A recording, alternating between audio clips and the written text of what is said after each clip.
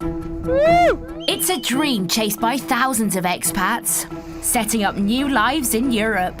It couldn't be any different than Scotland. I feel like I've just been born. There's great weather and property is amazing value.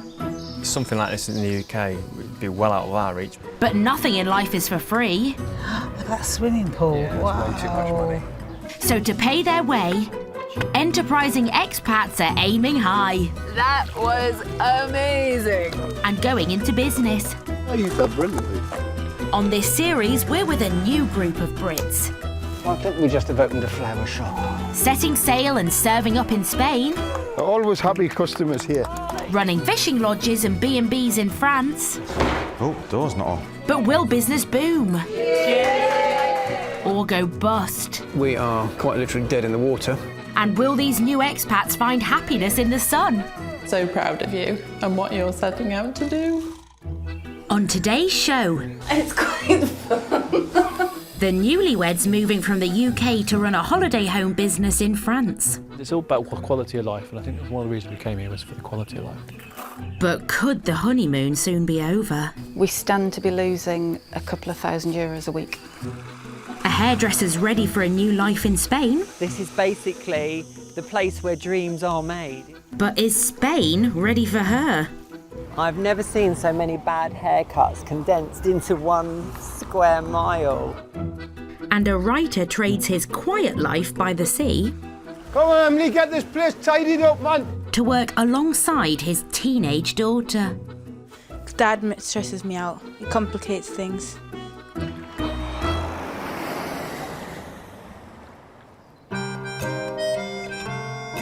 The peaceful Gers department in the Midi-Pyrénées, France. It's one of the sleepiest corners of the country. Without a single motorway, the region is known as the Tuscany of France. Its lush green vineyards produce the country's oldest spirit, Golden Armagnac brandy. And properties are a fraction of the price of the UK, and much bigger too. And that's one of the reasons newlywed couple Lindsay and Richard Watterson moved here 6 months ago to run a holiday home business. You really do come down some days think, yeah, wow. And it's a bit of it is a bit of a dream come true. We met at Christmas, in between Christmas and New Year, 2014. 14, and then 2015, a year and a day later, we got married. We got married a and year then later. It was literally 11 months we'd moved to France.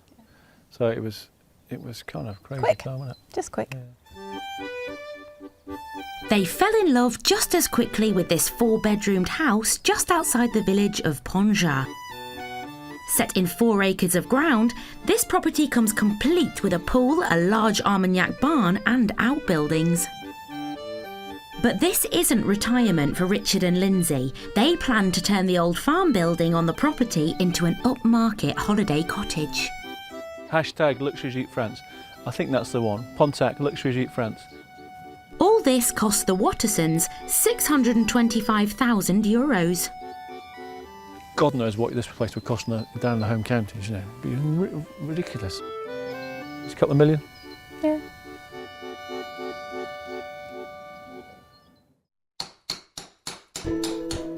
It's May, and with the crucial summer season looming, Richard and Lindsay still have 8 out of 10 rooms in the holiday cottage to completely renovate before it's ready for guests. They have decided to do all the work themselves, but Lindsay's had a major setback. I haven't been able to play the bigger part that I'd wanted to. I usually wear a prosthetic leg, but I've had a problem and it's been the last 3 months now. And I haven't been able to wear my leg, so I'm either sat in a wheelchair or I'm on these crutches. Hence, he's in there tiling on his own and I'm doing the stuff that I can do sat down or that I can manage. It's a lot to do. Lindsay lost her leg 6 years ago following an MRSA infection, and she's now waiting for the French health service to build her a new socket for her prosthetic leg. Come on, let's see what you've been doing. So while Richard cracks on with the physical tasks, Lindsay has taken the role of creative designer. This room's mostly finished, so you get a general idea of what the kind of style that we're going for. Friendly, neutral, with dashes of colour, but it's just going to be really a really comfy place. But we needed to get photographs for our website to start marketing the place for the summer. The photographs went online 2 weeks ago and we've already got 2 bookings, so I'm delighted. Their first booking is 9 weeks away, and with so much to do, the pressure's on retired army musician Richard, who is learning everything from scratch. This is the first time I've ever done something like this, but I'm not paying someone to do it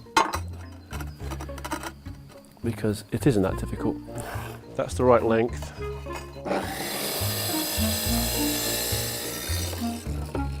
Absolute godsend, these electric.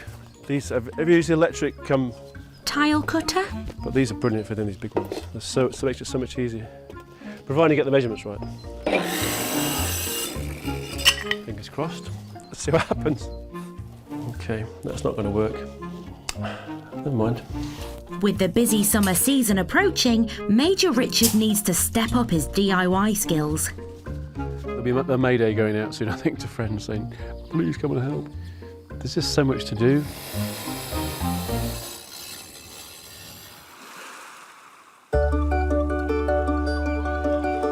The small modern resort of Albia is described as the hidden gem of the Costa Blanca. With 600 metres of stunning beach and crystal clear waters, it's easy to see why it's a dream destination for 49-year-old hairdresser Rachel Warby. This is basically the place where dreams are made. It's just a cracking part of the country that nobody really knows about. It's a hidden gem. Rachel's making the move from the UK to take over an established hair and beauty salon in Albia. She's been styling hair and setting trends for more than 30 years in London, Muchas gracias. but has chosen this area to start afresh. Spain's very accepting of people that are transgender. So I actually feel quite at home here. I feel like the Spanish community have very taken me into their hearts. It's now April, and Rachel's saying goodbye to her job at a high-end London hair salon. So we'll put some new layers in it, reshape it. Some of the clients I've been doing for 10, 15, some even 20 years, and a big part of my life in London's over now. Rachel's not only giving up her well-established career, but also leaving behind her best friend, Martha. When I first met Rachel, she didn't have this confidence. She was just she was like a delicate flower, if you can believe that or not, but she was. This is my new motto, Mark. I don't believe in ageing, I believe in living. Work on the inside, not the outside. Yeah. She says having plastic surgeons on her speed dial. Well, I didn't want to say. Super hair, supermodel hair. Having put the finishing touches on her last happy client, Bye. it's time to say farewell to Martha. You've been the best friend, best boss, best everything. Oh. I love you. I really love you. I can't speak. It's been really emotional. I feel like I've closed the chapter on London now and I've got a new one to start. Rachel will start her venture entirely alone and has put her life savings into her new salon. I'm excited, I'm passionate about my work, but it's a big risk doing it on your own, because if you fail, then you failed on your own. You can't blame somebody else.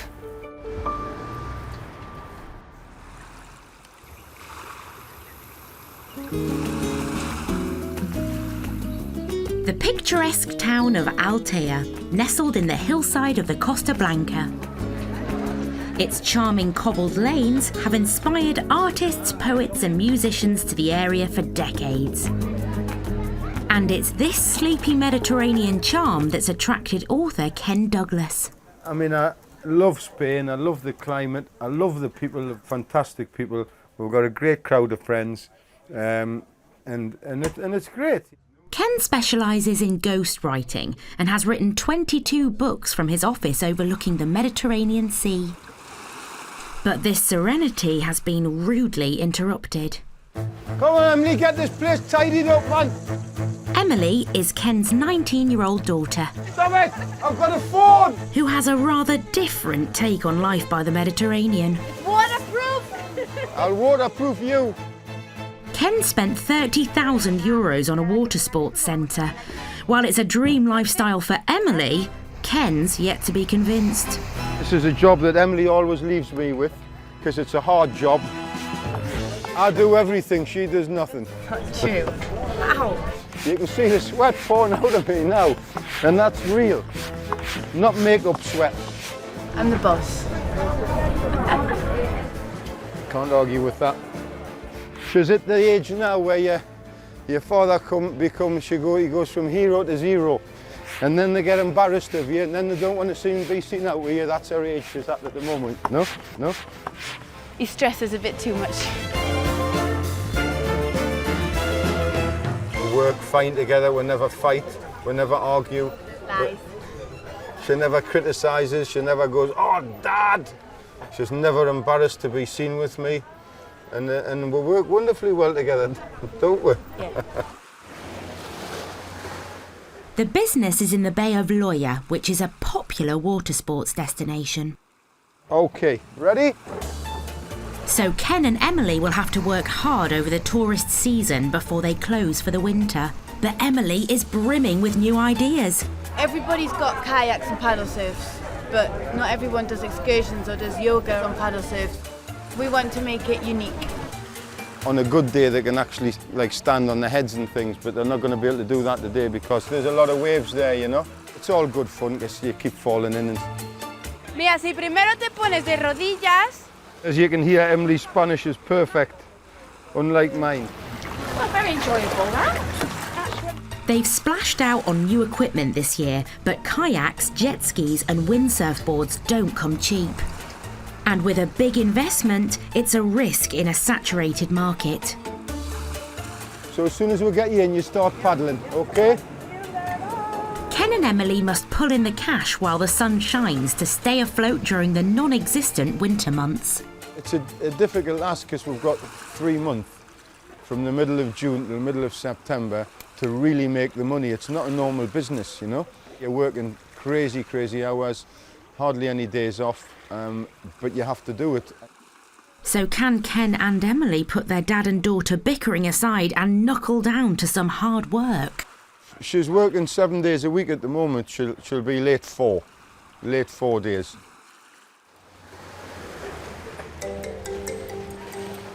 It's 6 a.m. and Emily's living up to her reputation. Morning. Ken's here, but there's no sign of Emily to help launch their new venture, sunrise kayak trips. There's a bit of a wind, isn't there? 6 customers have signed up to paddle to the nearby island of Loya as the sun rises. They will then enjoy a refreshing dip in the calm morning sea. I was 10, 11, went out on the kayak. I was out for 1 minute and capsized. All right. Well, these are impossible to capsize. That's good to hear. So he says. But half of the dynamic duo is still missing, and with no sign of Emily, the customers might be about to miss the whole purpose of this trip. The sun's going to be coming up in about 10 minutes. It's looking like the sun may rise before Emily. Can Ken manage to keep his customers happy and get them on the water without her? The Costa Blanca in southeast Spain. It's a playground for adrenaline junkies who come to enjoy a whole host of water sports across its 200 kilometres of coastline. Hoping to cash in on the action are Ken and Emily Douglas, who are trying to compete with the scores of water activity centres on the Bay of Loya. And as you can see, it's just one of the most beautiful, I won't say peaceful because within an hour it'll be bedlam again. But it's just a gorgeous, gorgeous part of the world. It's the morning of the new sunrise cruise and Ken's trying to get 6 novice kayakers onto the water in time to watch the day begin over the island of Loya. You can see the sun's just about coming up, about 5 minutes. And better late than never, Emily has finally turned up. We need to go now, otherwise we'll miss it. Without a moment to waste, Ken and Emily get the novice customers onto the water. Are you going on a kayak, son?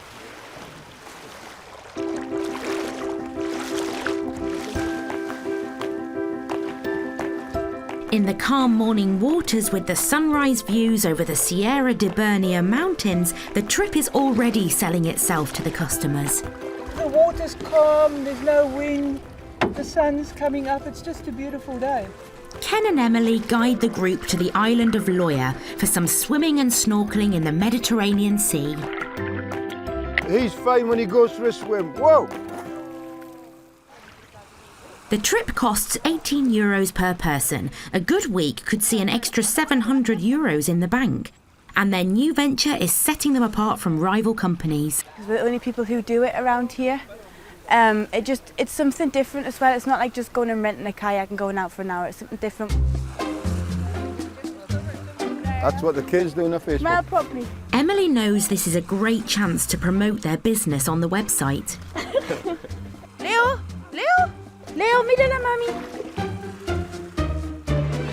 Well organised, so that's the good thing about it. You feel safe and secure and you can just enjoy yourself.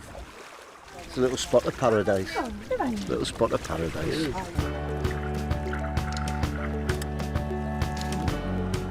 We are professionals now. The Douglases have happy customers and have made more than €100 before breakfast. So we've got all the modern conveniences. Yeah. It's been a successful trip. It's a great way to start the day, and I don't really think you can better it, other than getting some English bacon sandwiches. But Ken and Emily know they need a few more tricks up their sleeves to stay afloat in a competitive market.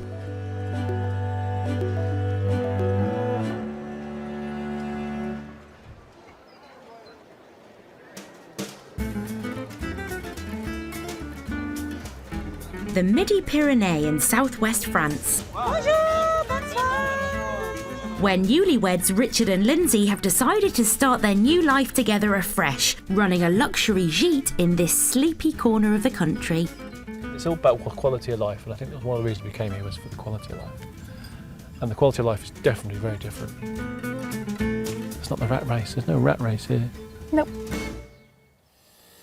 There is a race against time, however, for Richard and Lindsay. It's late May and they have 5 weeks to turn 8 rooms of their dilapidated farmhouse into luxury holiday accommodation in time for the beginning of July. In the high season, we stand to be losing a couple of €1,000 a week. So it's not a small amount of money. So if we can be ready and get people in for the 2nd of July, it would be very lucrative, it really would. And we'd be silly to not keep pushing for that date. We just need to keep pushing on. But the newlyweds have hit a hitch. Lindsay's prosthetic leg no longer fits, leaving her unable to do the big jobs in the cottage. These stones never get any easier, Stella, do they? Hoping to save money, Richard is tackling the renovations alone and the couple are in danger of missing the deadline. Normally I'm walking around and you know, I'm independent. If I want to, whatever I want to do, I just get on and do it. But I've felt very disabled and very reliant. The couple's self-imposed renovation deadline is fast approaching. As Richard grafts through the mountain of jobs, Lindsay has gone to collect some special guests. Her daughter Hannah and her boyfriend Naz have flown over from the UK. I'm fine. It's the first time Hannah's seen her mum's new home. Hiya Naz, how you doing? Good to see you again. So welcome to Pontac. This is it. And the first opportunity the newlyweds have had to show off their new French life. Lovely. Looks very Miami.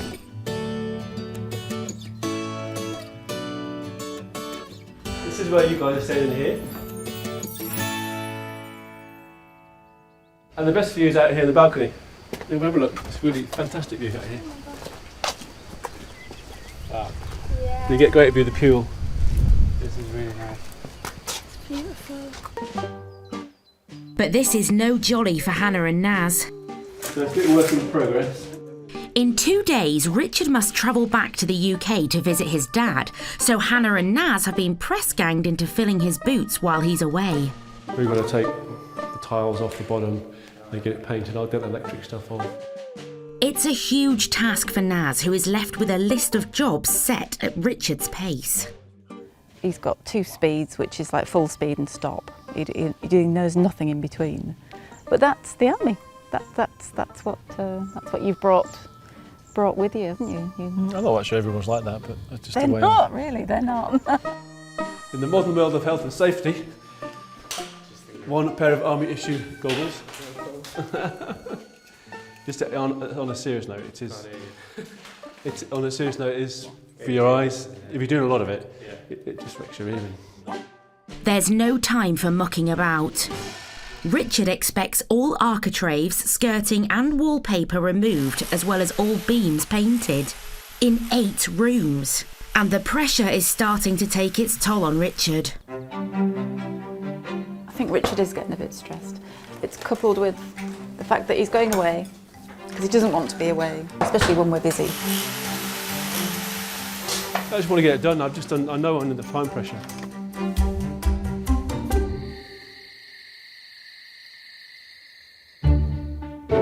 It's 10 a.m. on Richard's day of departure. The car is packed, Operation Renovation is in place. But Richard is still struggling to let go. He can't stop himself. It's a stuffing. Right, just leave it. Let's go. Just leave it. You've got space to buy everything that we need. You've got a big shopping list. All right. I'm going to go. Okay. Yeah.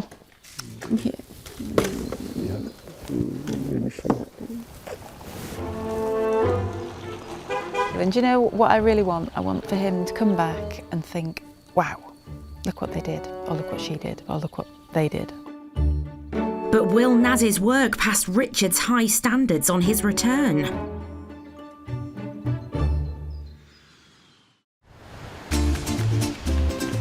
Albia on the Costa Blanca, blessed with more than 300 days of sunshine per year.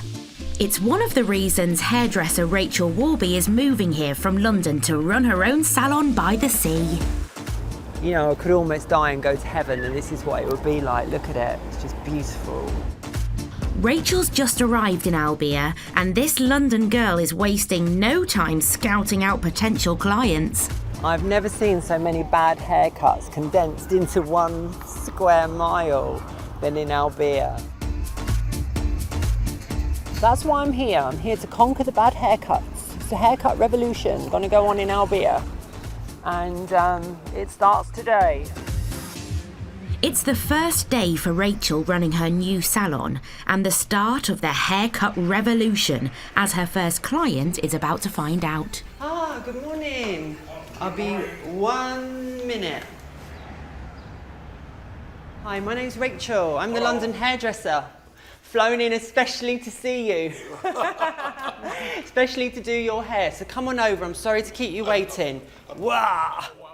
It's vital she makes a good first impression, but how will Rachel's approach go down with the existing clients? I'm going to trim your eyebrows a little bit as well for you there and there, because they're a little bit Dennis Healy. Well, it's unique. I just turned up at the salon and didn't realise I had any bookings. But do you know what? As each thing unfolds, I'm just going to embrace it and just enjoy it and have fun. Do you want to see how hairdressers clean their mirrors? They go like this. That's how we clean them when we're in a rush. He loved it. He was 74 years old and he went out looking 64 years old. I'm coming back. Okay, thank you very much. That's really sweet of you. Bye-bye, thank you. Bye. Rachel paid £11,000 for this salon. A similar business in London could have set her back up to £50,000, and Rachel can't wait to put her own stamp on her bargain business. Take that down, because that's been annoying me. That has been so annoying me. These have got to go. People need to see me. People need to walk past. Oh, that's good. You want your stuff on display. You want your stuff on display, but you don't want it blocking your windows. Look, there's so much light now. Hello, welcome to Spain. Look at it. I can do anything. But in this busy hairdressers, Rachel's revamp will have to wait. Hola, can I help? ¿Tienes libre ahora? Inglés. Now possible? The hair? Wash? Cut? It's her first local client and her first hurdle. Blanco. Oh, colore. Rachel's Spanish isn't quite up to scratch. Washing with... Oh, you can't wash your hands because of what's happened? You had an accident? Accident in motor. What? Her client has been in a motorbike accident and is needing a bit of pampering, so Rachel lets her scissors do the talking. When you've had an accident, it makes you feel very vulnerable and you don't feel very clean because you can't wash your hair properly and you can't style it properly. We rescue people as hairdressers. We help rescue them when they've got illnesses, other illnesses, depression. You know, people love coming to the hairdressers for a good old chat. I thought I am going to give you the Fab Rach London Hairdressers Makeover. Wellness is a two-way street. You've got to be well from the inside, but also look well from the outside. For now, in spite of the language barrier, Rachel's charisma and talent is winning over the customers. The clients that I did today seem to like my character and they seem to like what I do. So that's a bonus. So look, you can see the shine and the condition in it now. Thank you very much. Beautiful. Yeah? Gracias. Gracias. Mwah. I think I did a good job and it will just get better as the more time she comes to me. 65. Oh, muchas gracias. And she gave me €10 tip. Apparently nobody tips €10, so she loved it. Hasta luego. Ciao. Wow. I feel amazing, invigorated. I feel like I want to open up another salon. I feel like I just want to go for it. Nothing can stop me. Rome weren't built in a day and neither was the London Hairdressers. But with a client list to build and no grasp of Spanish, will Rachel continue to cut it with the locals to make a success?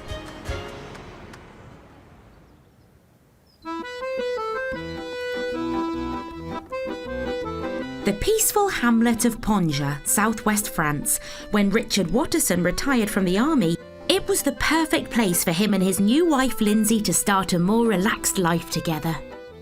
You'd been through a lot and I was sick of work and just wanted something different. But it's no honeymoon for the happy couple. They have a 10-roomed farmhouse to convert into a holiday home and already have bookings in the diary. 10 days ago, Richard left for the UK to look after his sick dad, leaving Lindsay and her family to continue the work. Oh, who's here? Buddy! Oh, guys. Come here. Hey, how you doing? And Richard wastes no time inspecting the progress on the gîte. Okay, so what's going on here then in terms of... My gosh. Yeah, quite.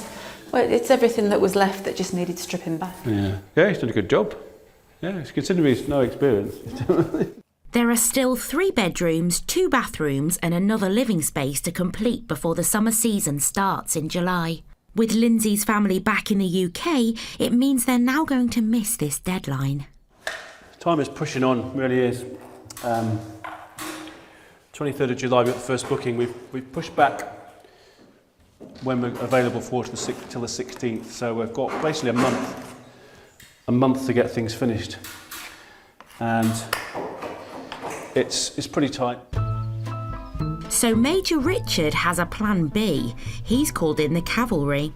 This time in the form of 2 international travellers. One's from America, one's from New Zealand, so quite an eclectic mix. Rob and Scarlett are part of a work-away scheme. For 3 hours hard graft per day, they will be rewarded with free meals and board at beautiful homes like this. And we're hopefully looking forward to getting some work out of them, and because there's a lot to do in the gîte. Welcome to the south of France. The new recruits have a quick tour of the gîte. That's going to be a working stove once summer's over. We'll get that all plumbed in and sorted out. Nice. And Rob is about to learn the meaning of the French phrase faux pas.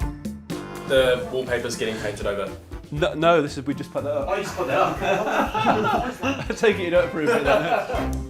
There is a gruelling schedule ahead for the workaways, and Major Richard will expect nothing less than military precision. If you can just look at that one, Scarlett. So we're going to paper over that, but if we paper over it, it's got all those ridges, it'll look daft. The extra hands are a godsend to Lindsay, who is still waiting to hear if her prosthetic leg can be fixed. And I know I'm being useful now, but it's very much in a kind of, oh, just let her do what she can manage to do kind of. And it has to be that way because I know I can't manage everything. That's me speaking without a leg on. That's the confidence being nibbled away because I just felt so much more useful when I had it on. Yeah, it's really strange what a little bit of a leg can do. But many hands make light work. It's quite fun. And already Richard's seeing progress. They say they gave us 3 hours work. That's 3 hours extra that I don't have to do, or you don't have to do.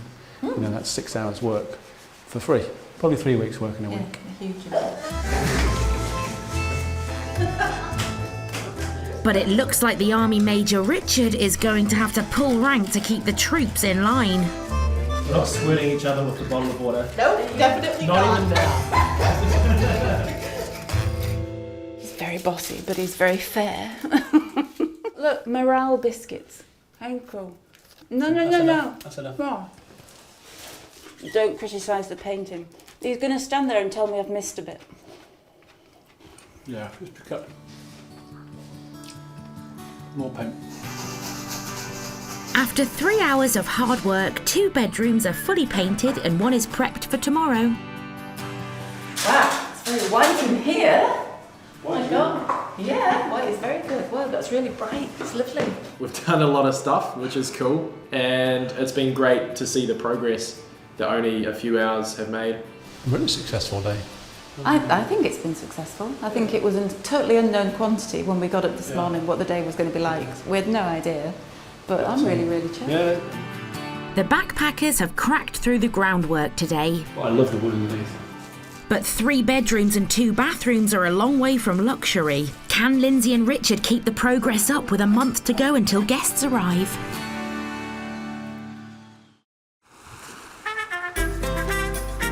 On the Costa Blanca, there is something for everyone. Families and thrill seekers flock here in the summer months and beyond to enjoy the sunshine, mountain villages and clear waters of the Mediterranean. It's the perfect life for Ken and Emily Douglas, who are the owners of a water sports company in the Bay of Loya near Altea. There's a few waves around now, makes it a bit trickier. Ken is an author, but has put his latest book on hold for the summer to help Emily run the family business. I've read one. I've only read one. One? And I've written 22. What's going on? Okay, ready? Yep. It's the start of the summer season and Emily wants to expand. Hey Ken. How are you? By hiring windsurfing instructor Jack. Okay, fella. Hey Ken. How are you doing? You good? Yeah, good, thanks. After buying 3 new windsurfs, Jack needs to work hard to make the equipment worth the investment. Right, so it's going to be Thursdays off. Mondays and Tuesdays you're going to open up. Okay, at 9:30. You're on €5 an hour when you're on the ground, and when you're on the water, you're on €10 an hour. Okay, and your average rate of pay for a windsurf instructor is €8 an hour. So we're very, very generous. Okay? Thank you. I hope you appreciate it.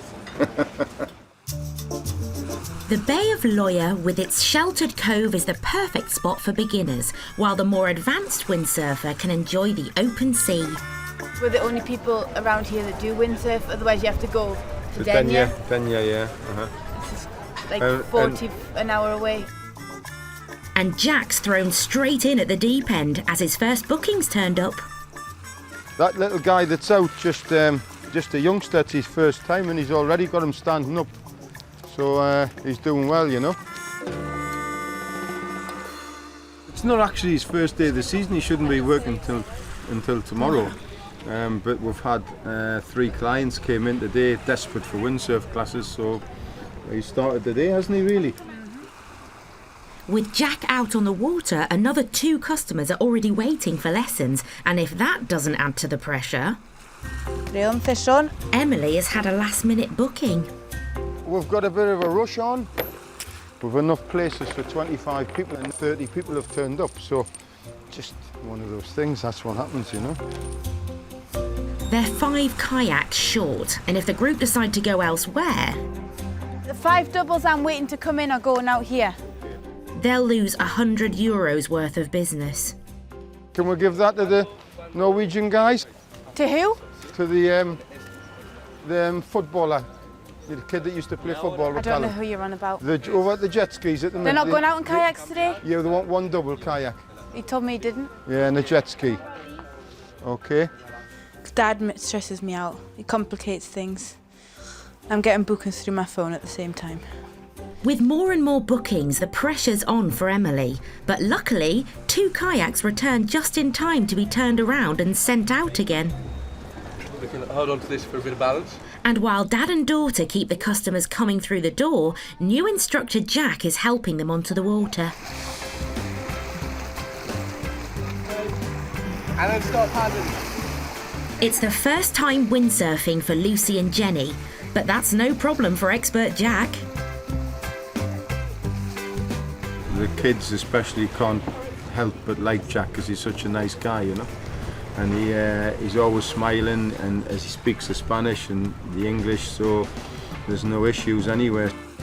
It looks like the new member of staff could be a good move for Ken and Emily, but as word spreads, will they be able to keep up with demand?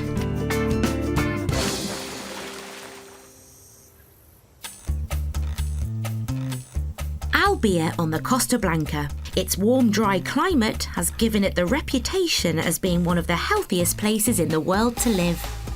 Hairdresser Rachel Warby 2 blondes and 1 caramel.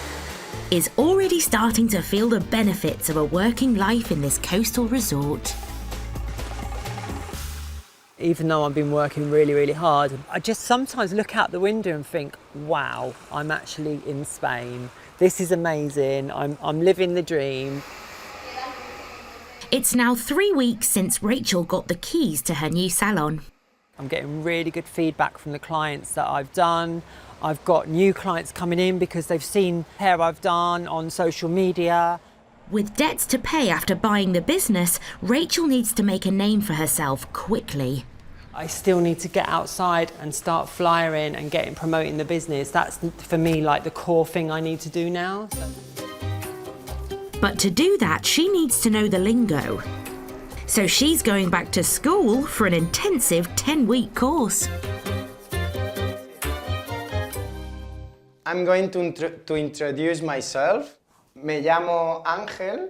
Ankle, sounds like ankle in English. Yeah, right. Ángel. Ángel. Ángel. Oh God, it's not very feminine, Right. is it? Ángel. That would be for me. Me llamo Raquel. Raquel. Perfect. You said it in Spanish. Me llamo Raquel. Now she can introduce herself, Ankle moves on to some more advanced vocabulary. Hairdresser. Peluquera. Peluquera. Peluquera. The Londres peculiera hairdresser. The London hairdresser. Peluquera. Peluquera. Peluquera. Peluquera. Peluquera. Peluquera. Sí, muy bien. Peluquera. Okay. ¿Cuántos años tienes means how many years do you have? Yeah. Do you want to say your age? Do you know in yeah, Spanish? Okay. I am nearly 50. Nearly 50? Yeah. Ugh, I knew you'd get it out of me. Tengo casi 50 años. Okay? I like the casi bit. Time to put it all together. Let's speak a bit of Spanish, yes?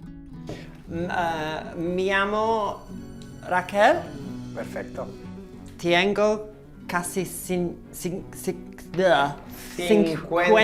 años. Años. Años. Perfecto. 50. 50. 50 años, that's hard. Tengo casi 50 años. Perfecto. You almost look like a Spanish woman. Yeah, shut up. But just as Rachel gets into the swing of it, her lesson comes to an end with an all-important Spanish sign-off. Muchas gracias. Did you enjoy it? Yeah, it's a bit overwhelming, but you make it easier though. Yeah? Thank you. Bit of eye candy at the languages course. So, oh God. I'll see you next week and we will Brilliant. meet. Yeah? Brilliant. Okay, thank you. Thank you very much. Muchas gracias. It's so important for me to actually learn Spanish. It means a lot to me. I actually feel like, you know, most British people don't learn the language, and I don't want to be like that.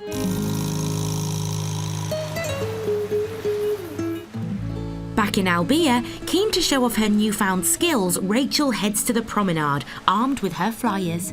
I think there's loads of clients that haven't met me yet, so I think that I need to now get out on the street. People need to know who Fab Rach is. Excuse me, ladies hairdresser, new hairdresser. Yes. Excuse me, I'm the new English hairdresser in Albia. I just wanted to give you a flyer. Can I just give you a flyer for London hairdressing? Hola, just English hairdresser from Londres. Hola, just London hairdresser. Peluquera, London hairdresser. After a hesitant start, Rachel puts her Spanish into practice, starting with her favourite new word. Peluquera. Peluquera. Gracias. Sí, excuse me, peluquera. Peluquera, see? I couldn't say that before. Peluquera, Londres. Vale. Yeah. Gracias. Sounds like a bird of paradise. I'm a peluquera. Peluquera. It's given me confidence, that one lesson. Peluquera, peluqueria. Hasta luego. Give me another few weeks, I'll be fluent. A week later, and Rachel's business is going from strength to strength. You're fabulous. Prompting her to make a big decision. I'm getting a new stylist today. She's called Marianne. She's from Scotland. So she's just done all of her Scottish qualifications. Great, so come over, madame. Marianne is currently en route from Scotland to Albia after answering an advert Rachel posted on social media. I said to her, remember, you've only got 25 kilos, Marianne. She went, I think I got that in shoes. I was like, oh God, I hope not. Rachel's picking up her new recruit in just under an hour, but she's already having concerns. See you in the summer. Cheers. I got something on social media, like 4 o'clock this morning, from Marianne saying, tagging me, saying like, Rachel Warby, I'm sorry if I'm wasted, kind of thing tomorrow. Don't judge me for it. And it just set off alarm bells in my head. I've just thought, oh God, what have I let myself in for? But there's no time for last-minute doubts. Marianne is on her way. Next time, Ken and Emily spring into action. 4 hours in a paddle in this heat, in a kayak paddling in this heat's crazy, you know. When a kayaker fails to return. So I need the keys to go on a jet ski, like now. The pressure of welcoming their first guests. We need to be moving. You need to be getting stuff doing. All this idle chat and stuff.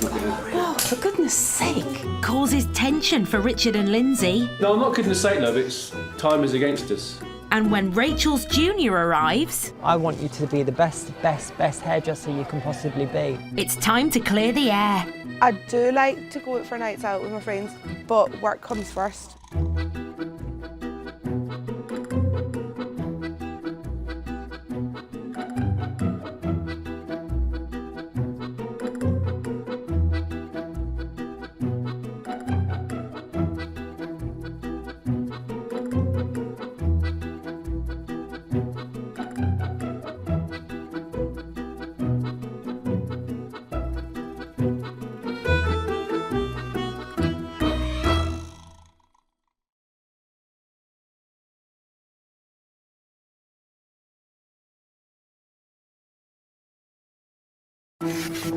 A new life in Europe. A dream chased by thousands. I don't really think you can better it. It's just amazing living in Spain. With sunny days and a great way of life, it's easy to see why. But this doesn't come for free. To come up with that money out of thin air is quite difficult. So to fund this life, still all go. expats are setting sail. He's out. He's gone. And setting up businesses.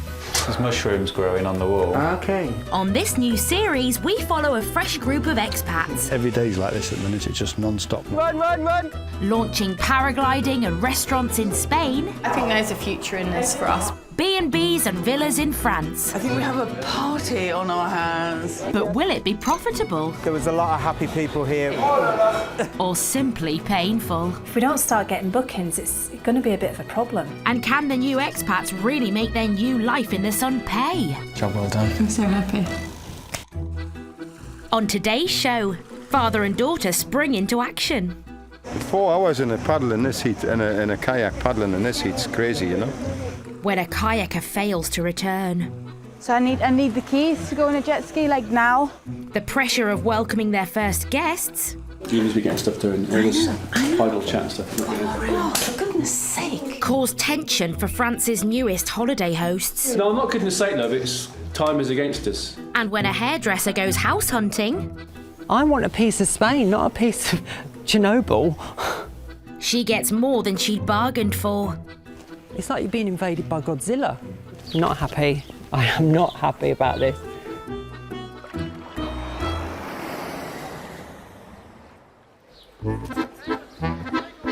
The Gers department in southwest France. An area brimming with culture and gastronomical treats. Fresh local produce and a wealth of fine restaurants make it an ideal location for the discerning gourmand. With long lunches and laid-back living, it's hardly surprising so many Brits choose to make this place home. People like Lindsay and Richard Watterson, who moved to this huge detached property near Portugal 8 months ago. Compared to the UK, the space that you get and the size of properties just don't compare. It's mid-June and they're 4 months into renovating this farmhouse into a holiday cottage. Look at that. It's like a Ferrari toilet. They have completed the kitchen, living room, and thanks to help from family and volunteer labourers, another bedroom is nearly ready. It's good. I like it. I love the wallpaper. Very French. Except it isn't, but it looks French. But with progress slowed by Lindsay losing use of her prosthetic leg. I just felt so much more useful when I had it on. It's really strange what a little bit of a leg can do. They're struggling to finish the work before the start of July when the tourist season kicks off. In the high season, we stand to be losing a couple of €1,000 a week. And they also need the rooms finished so they can promote the new business online to attract new customers. What we want to do is to get it ready for some photographs so we can put it on the website. Because this is the first twin room that we'll have photographed. But with deadlines looming... Up a little bit on the left. Down a little bit on the left. The pressure is taking its toll. It's not straight. It looks wonky. But it's always going to look wonky because it's not. The wall isn't straight. The ceiling's not straight. So it'll look wonky against the ceiling. It's always going to look wonky against something because the wall goes up at that end. But use your eye, you know. I think they look okay. I think they look okay. Apart from being wonky. Well, make it not wonky. I can't make it what wonky. If you'd said tell me right in the first place, it wouldn't be wonky, would it? Oh, so I'm going to take a measure.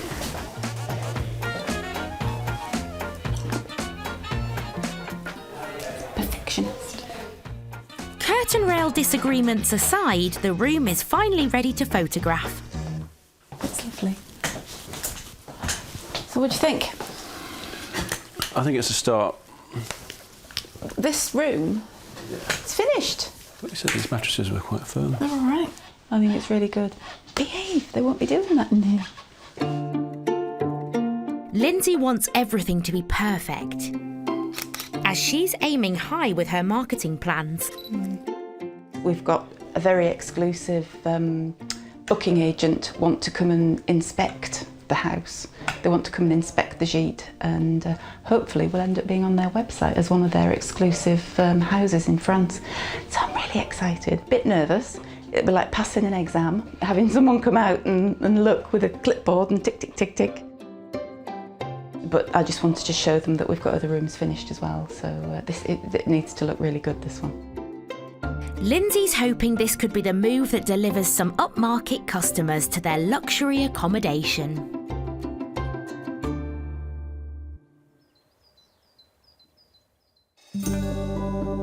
A few days later, and it's a big day for Lindsay. The French health system is finally making progress with her prosthetic limb. Today she's visiting the local specialist. Right, let's go and make a leg. They hope to make a new socket for her current high-tech limb, which will mean Lindsay can get back to the active life she's used to. It's got a microprocessor in it. You charge it up overnight, it's electric. And yeah, it's really smart. It sort of learns how you walk and it helps you to walk. Today the specialists will make a cast for the new socket to ensure a perfect fit. And as Lindsay is properly acquainted with the new specialist... L'avant-pied. Where? Pied. L'arrière. She's still getting to grips with the French health system. Oh, I'm getting pants. Pantalon. Zut alors, mon pantalon. No chance of getting those, is there? No. Can I take them home? You're going to blindfold me as well? No. It's very different here. Vive la différence, as they say in, well, France. Monsieur, I feel I know you very well now. But after a spot of cling filming and a dash of wet plaster, the cast is ready to be sent away. Merci, au revoir. Au revoir. And Lindsay is now one step closer towards walking on 2 feet again. That was one of the most Bizarre experience. bizarre, Wasn't it? a little Really bit bizarre. surreal, wrapped in cling film by a complete stranger. So with a replacement leg ordered, Lindsay's new dream life in France is taking shape. It is a step closer. It is. It is. Yeah, I'll be glad when it comes. And I can get up and walk. And then you can see me doing a bit of walking. People must think all I do is sit on my backside. But there's only a fortnight left before their first ever guests arrive. The pressure is on for the newlyweds. The Costa Blanca in southeast Spain is renowned for its crystal clear sea and stunning coastline. An amazing 60 of its beaches have earned the prestigious Blue Flag Award, given out to those with the cleanest, safest shores. And the clear turquoise waters makes this area a haven for divers and snorkelers. It's no wonder the area is brimming with water sports businesses. I think that one will just fit you, Smasher. One of which is run by Emily Douglas and her dad Ken. We haven't got any financial objectives other than to keep our heads above water and be happy. And it's, as you've seen yourself, it's just a lovely place to be and work and stay in, you know. But water sports is very much a summer business, so they only have 4 months to earn enough for them to survive the winter. That means thinking up new ideas like their sunrise trips. The only people who do it around here. It's something different as well. It's not like just going and renting a kayak and going out for an hour. It's something different. I owe you €2. Yeah. Don't let me forget. And today they're trying out trips at the other end of the day with their new sunset cruises. We'll try and be a bit more cultured. We don't call it a booze cruise, but it is really, you know. We'll have a drop carver, and then most of the excursion goes to the 2 beach bars and have a little bit sangria, you know. They'll charge €25 for a 2-hour kayaking cruise to the island of Loya, and the price includes all the drinks for the evening. We're going nice and slowly. It's Emily's night off, so it's down to Ken and new recruit Jack to get 16 people off in time for sunset. This kayaks here. Do you want to go on a single, yeah? I'll go on a single. We're running a little bit late, and there's some guy hasn't turned up as well, so we've been kind of hanging on for him. Ken's final customer has arrived, and it's a quick paddle to catch the sun and the rest of the group. Hey, it serves you right for coming late.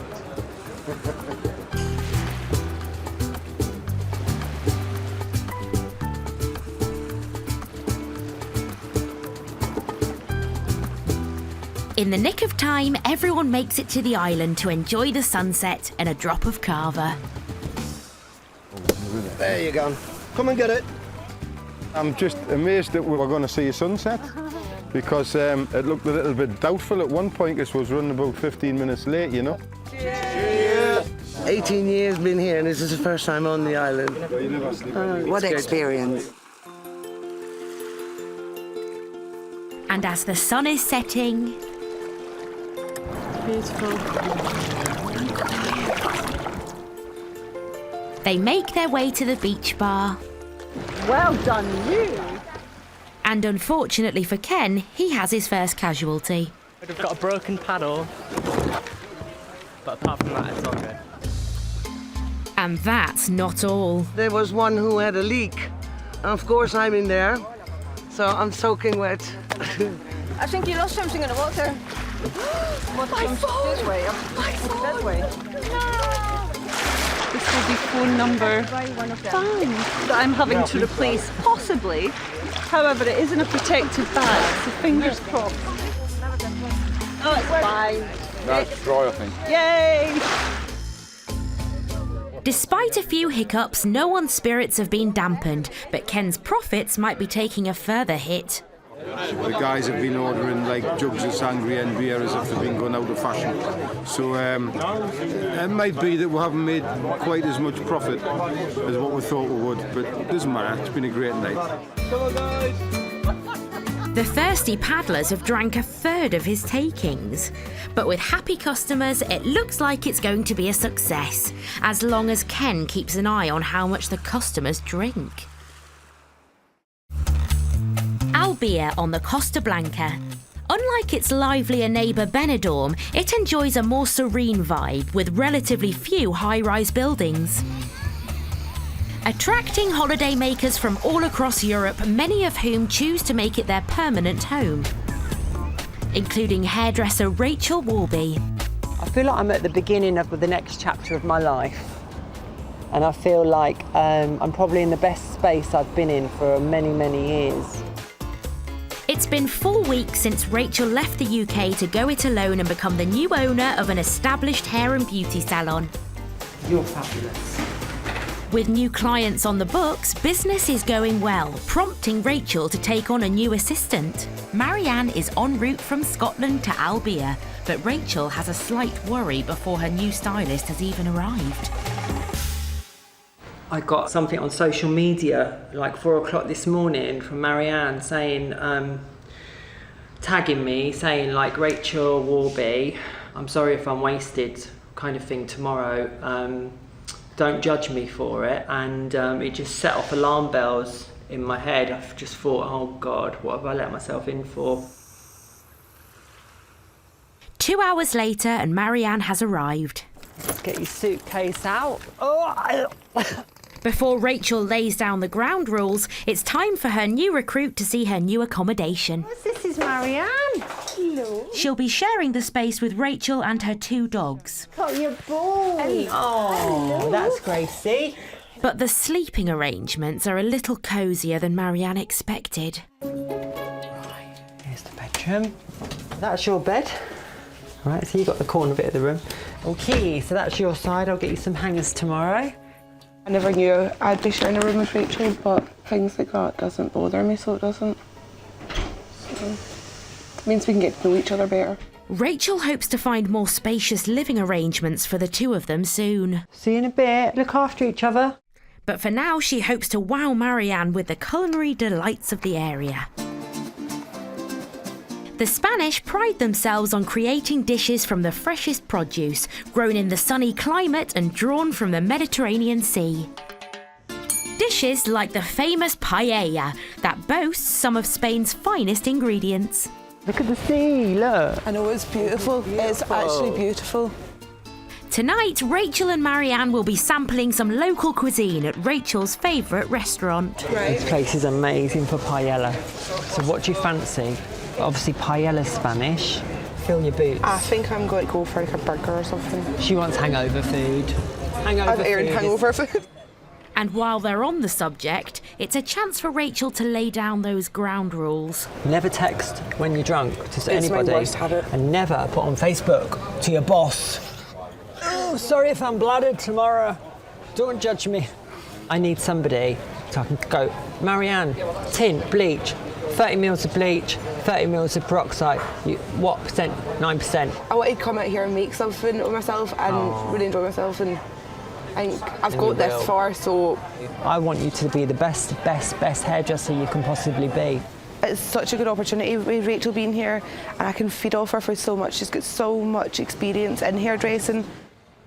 I do like to go out for nights out with my friends, but work comes first. You need to work to pay the bills, you need to work to afford to go out for a nights out.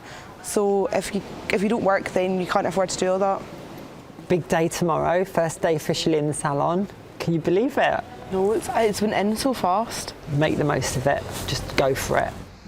I've had a really stressful day, got a bit neurotic earlier on, and she's turned out to be okay. There is no guarantee with anybody, so you just have to give them a chance and see how it goes. The air has been cleared tonight, but will Marianne meet Rachel's high standards on her first day tomorrow? Onwards and upwards. Yes.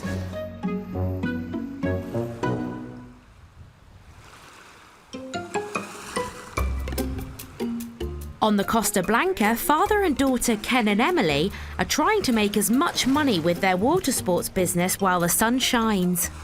We came, it was just a big adventure that, you know, from day one it's just been absolutely tremendous. But unfortunately, they've hit a hitch. There's a new rival on the block. The competitors decided to buy 10 kayaks, which really cheesed us off, for want of a better word, because they're actually a restaurant, an established restaurant on the beach, and they have been for many years. And they've seen us sending more and more kayaks out, and they thought, oh, we'll have a slice of that pie. It's not right, you know, but there you go, you know. So Emily's dreamt up a master plan to outsmart their competitors and tap into another lucrative market: corporate bookings. It's 6:30 a.m. and today she has her first group of 30 people from a large international business booked on a kayaking trip. It's kind of a protein shake company kind of thing, and they've come all the way from like Murcia, Alicante, some from Valencia, and people have been up since maybe 4 o'clock this morning to come down here. Emily's hoping this will be the first of many, and to make a good first impression, she needs all hands on deck. Morning. He slept in about 15 minutes. Right, Jack? Should be good. Ken's still to come as well. Hope that's not too late. It's nearly 7 a.m, and with the group ready to go, Ken arrives just in time to help get them out onto the water. Okay, suerte.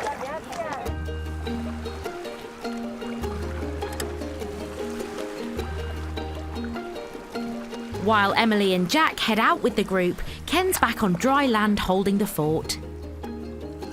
And this is more or less Emily's little baby, I suppose, so yeah, I hope it goes well.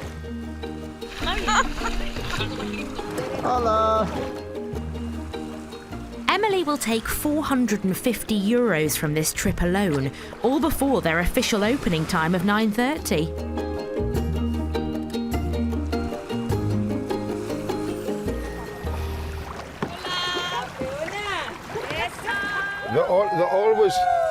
They're always happy customers here. Bien, chicas? Muy bien, muy bien. Phenomenal, eh? But as the first kayak comes in, Una experiencia muy buena. Ken spotted a problem that will dent their profits. It's sprung a leak. It can happen. It can happen. There's been a repair here and a repair here, and this one's came off. I think that's ready for the kayak knacker's yard. First, though, they have a more immediate problem. A few customers have been separated from the group and Ken's worried they may be in trouble. We went too far. I think they tried to make it to Calpe. But they tried to make Calpe. That's too far. Now Calpe is where that big rock is, the Peñón at Calpe. They'll just be there now and then they've got to get all the way back again. The majority of the group have returned, but a kayak is still out on the water. It must be pushing 11 o'clock now, Emily, is it? 22. 10:35. The sea here is safe and calm, but kayaking in the baking heat can take its toll. So Emily isn't taking any chances. She's going looking for him. So I need the keys to go on a jet ski, like now.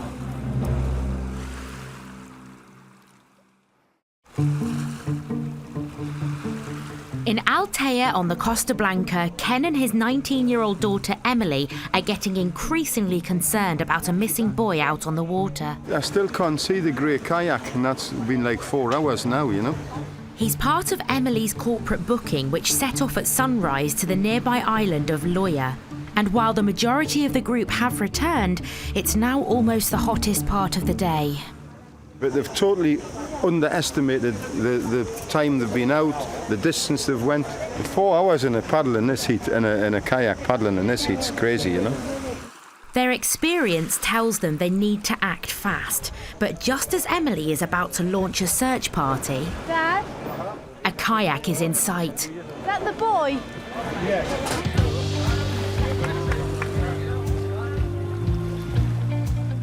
Unaware of the worry he has caused, it looks like this young boy was just having too much fun to notice the time.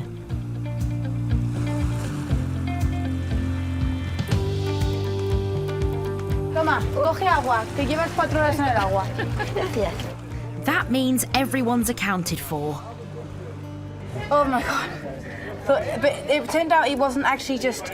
It wasn't because he was tired or anything, it was just he was playing about. He was throwing himself in the water and couldn't get back in, and then throwing himself out again, and then just going slowly on purpose to annoy his brother. So, I don't know. It's a long time, 4 hours out on the water. It hasn't been the easiest day's work for Emily, but their first corporate booking has ended a success. El amanecer, ver salir el sol y la tranquilidad y la paz que hay allí. No se oye nada, solo el mar. Muy bonito. Could more bookings like this be the key to a profitable summer? Muy bien, ya está.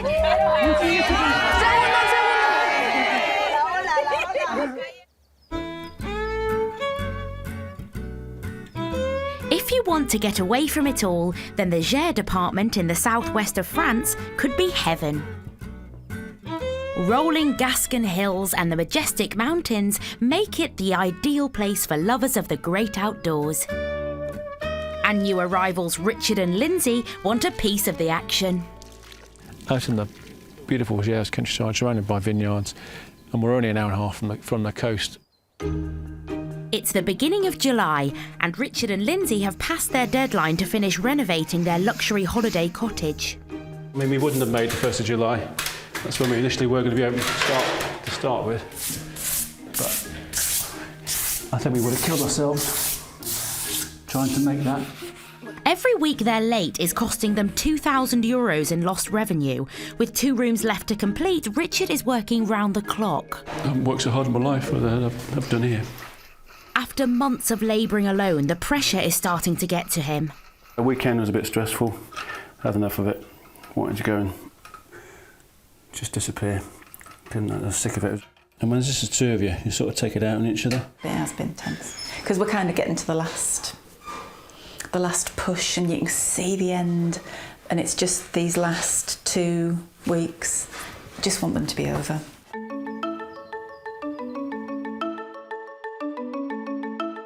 After 2 more weeks of work, the holiday home is now all but complete. 4 tired bedrooms, each now have a distinctive individual character, styled with upscaled furniture created by Lindsay. As well as the kitchen and lounge, the Gîte has a brand new summer living space leading to an outside dining terrace. All that's left to do are a few snagging jobs and a clean-up, but they need to do it quickly, as today Lindsay and Richard will welcome their first paying guests. Does it look different? It looks amazing. Luckily, they have some willing volunteers helping out. They've landed. The cavalry have landed. Richard's cousin Andrew and his family have arrived from England to lend a hand on the final push. I'm so relieved they're here now. So relieved. Everything needs cleaning, and there's still some last-minute plumbing jobs. You've done all this, Richard, then? Yeah. Do you want to come do ours? Yeah. You will. I'm going to rent it out. Richard is conscious that guests are only 4 hours away, but Lindsay can't resist giving Sarah a tour of their work. Can I stay in here? Me too, moving. You need to be getting stuff doing. All this idle chat and stuff. For goodness sake. No, not goodness sake, no, but it's time is against us, okay? So it's all hands on deck for the army of volunteers. When you do the Hoover, there's a bit on the thing there from yesterday when he was doing that. Let me do that now and then I'll get it.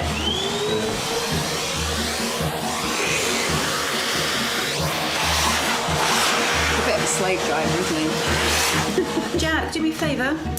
Can you go and put that in the bathroom? Yeah, which one? At the very end. Okay. Can you put it in one of the drawers? They're so good. Love those boys. And with an hour to go, job done. So what's your favourite room then, darling?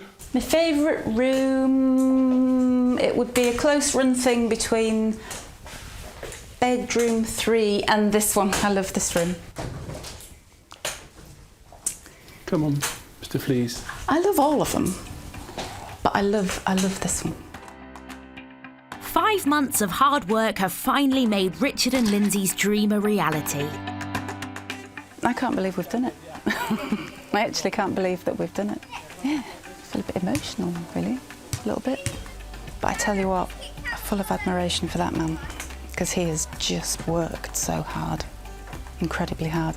And I know he's bossy, but we had a goal, and it was our joint goal, and we've done it. If I walked in here, if I was them, and I've done this because I've been on loads of holidays where I've been to Gîtes, and if I walked in here, I'd be really happy. I'd be really, really happy. In an hour's time, they'll find out if their very first guests feel the same way.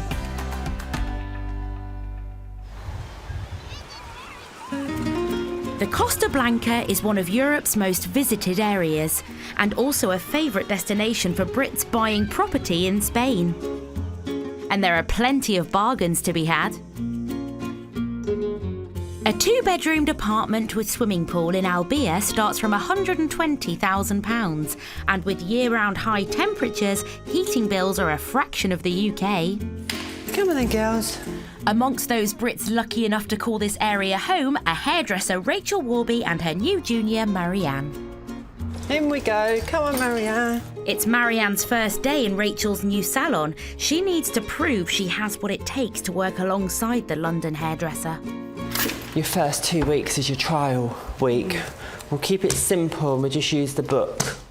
Today's my first day in the salon, so I'll be out of my comfort zone, but then I think sometimes you have to be out your comfort zone to learn and things. Marianne is keen to benefit from Rachel's 30 years of experience. What I'm finding in Spain, Marianne, is most people put this brassy high lift sort of tint on. They don't even go ashy. They definitely put a few bleach highlights in it, would you say, Marianne? Feel that? It's really good to start with to assist Rachel and things, to see the way she works and see how she would highlight hair. So what colours did you decide to use, Rachel? So I went for a 6'6" with a bit of 668. Right. It's like a chocolatey dark blonde, yeah? Deposit your colour in, mid-length, and then blend it up. Just make sure it doesn't slip. Rachel's standards are high, and Marianne watches and learns every aspect of the salon. Right, just make sure everything's You know, no marks on it, like you would at a nice restaurant, you know, just get it all. And then pick one of the cakes, just put that on the side like that. All right, and then we take that over. After her first full day in the salon, what does Marianne think of her new job? Going by what I've seen already, I hope that I'm here for longer than 2 weeks, but obviously that all depends on Rachel and what Rachel thinks. You only get out what you put in, don't you? Yeah, exactly, darling. You only get out what you put in.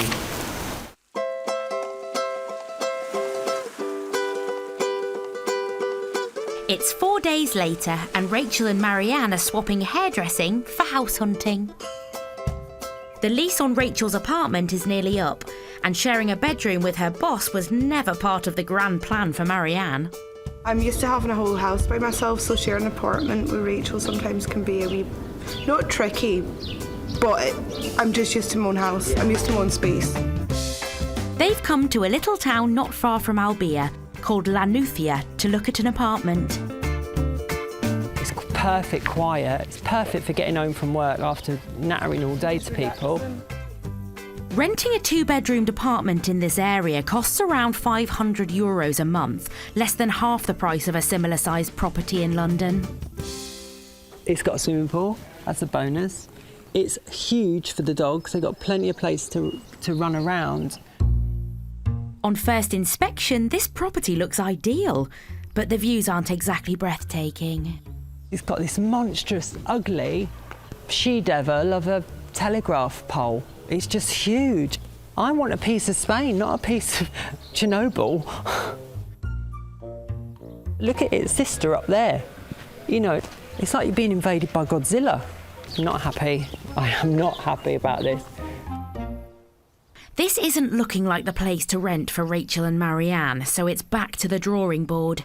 I'm optimistic. Viva España. We love you. And 2 days later, Rachel's optimism is paying off. Hi, Elena. They're back in Lanúcia to meet estate agent Elena. This is a house? Okay. This 3-bedroomed house would cost them €550 a month. This is a nice size, so this is like the dining area, I guess. And then obviously the living room here. You can change it around. The sofa here and the tables here. Yeah. Whatever suits you. The first bedroom here? Yeah, that's quite small, but that's fine. Like this looks like Marianne's room. She's fell in love with the bunk beds. Well, this is my room. I've claimed this one. I like the light. This for me is the light. Perfect. I love sun that. all daytime. The view out here is beautiful, the mountains and everything. It looks and beautiful. the sea. That's the sea there. Yeah. That's Calpe down there. Are you sure you're wanting this room? Yes. Yes. Sorry. Oh, it's beautiful here. I think this is the house, Rachel. I think this is the house too, Marianne. The girls High five. Love it. And if that's not enough, there's an added bonus with this property. I could just see the sea. I could just see the sea. Look, through the gap. Our swimming pool's got sea views. Now Rachel's put down roots with her new house, it's time to turn her attention to her big ambition to become Albia's top hairstylist. On the Costa Blanca, 49-year-old hairdresser Rachel Warby has been trying to attract new customers to her salon in Albia. I'm going to chop into it more when it's dry. This is just the beginning. Okay. There's been a steady stream of clients, and whilst business is picking up... Hello. Would you just have a seat, just one moment? Rachel wants to make a bigger name for herself in Albia. Today she has a returning customer, Adina, who first came to the salon 3 weeks ago. I'm very blessed to have this hair, but... Yeah, it's naturally thick and it's got a natural frizz to it. Yeah. Now she's back to be styled by Rachel for a special occasion. She's having a photo shoot because she's got a couple of weeks till she has her baby, and she wants to kind of capture that memory, that moment of being pregnant. Rachel needs to impress Adina. As a professional dancer, she may hold the key to a whole new network of clients. I've been working in show business over 20 years, and I like to work with professional people because either you do something professional and good or don't do it. Yeah. No pressure then. She knows loads of people, kind of heals ladies. I need clients like that to help push the business forward. Thank you. Let's do it. Having worked with top models like Kate Moss on fashion shoots in London, Rachel's determined to bring a bit of glamour to the shoot. The first backdrop for the photo shoot is the medieval town of Altea.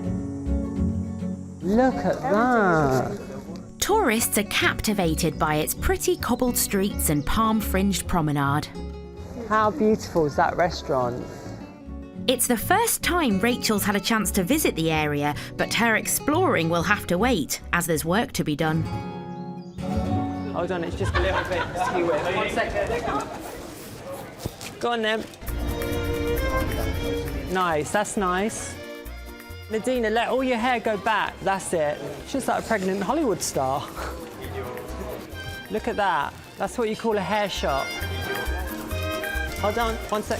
Rachel knows a successful shoot could bring other clients to this new service, and it's work she truly loves. This is what I love doing back in England, so it's just, yeah, it's what I'm good at as well. I know when to get in, like now. Quick, quick, quick. What do you want of me? Miss World. The team heads to the next location, a secluded spot on Altea's Pebble Beach. 1, 2, 3. Fly like a butterfly. I don't think you need the scarf. I think it looks a bit naff. Don't work. I don't like it. We wouldn't do this in England. We'd be like that, ditch the scarf. Looks a bit Ina Sharples. It should just all be about the hair and the body, you know?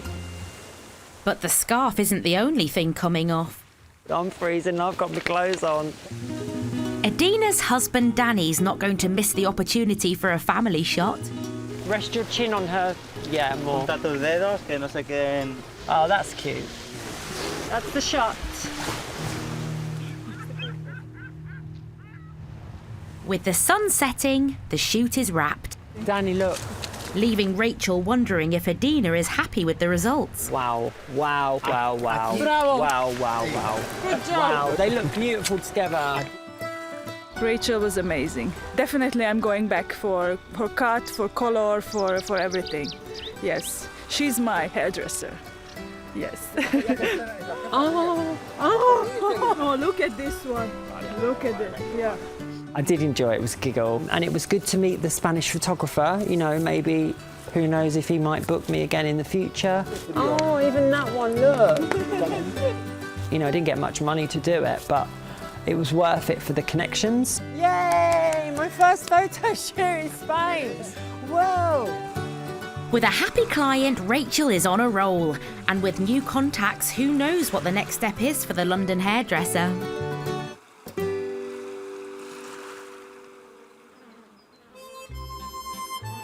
In Gers, in southwest France, Richard and Lindsay Watterson have just renovated a 19th century farmhouse into a luxury holiday cottage. It's 4 p.m. on the day of their first guest's arrival. After 5 frantic months of hard work, the couple have a final moment to reflect on their efforts. It feels really weird knowing that this afternoon we'll hand over a key and we kind of forfeit the right to come in here anymore for 2 weeks. There's a key, look after it. It's like our baby. You just gotta let them get on with it. Weird, isn't it? But it's gonna be nice. It's gonna be nice sort of playing a part in somebody's holiday. That would be nice. Well, that's what we're in it for, isn't it? Richard may have retired from the army, but settling into civilian life is an eye-opening experience for him. 4 minutes past 4. They're not late.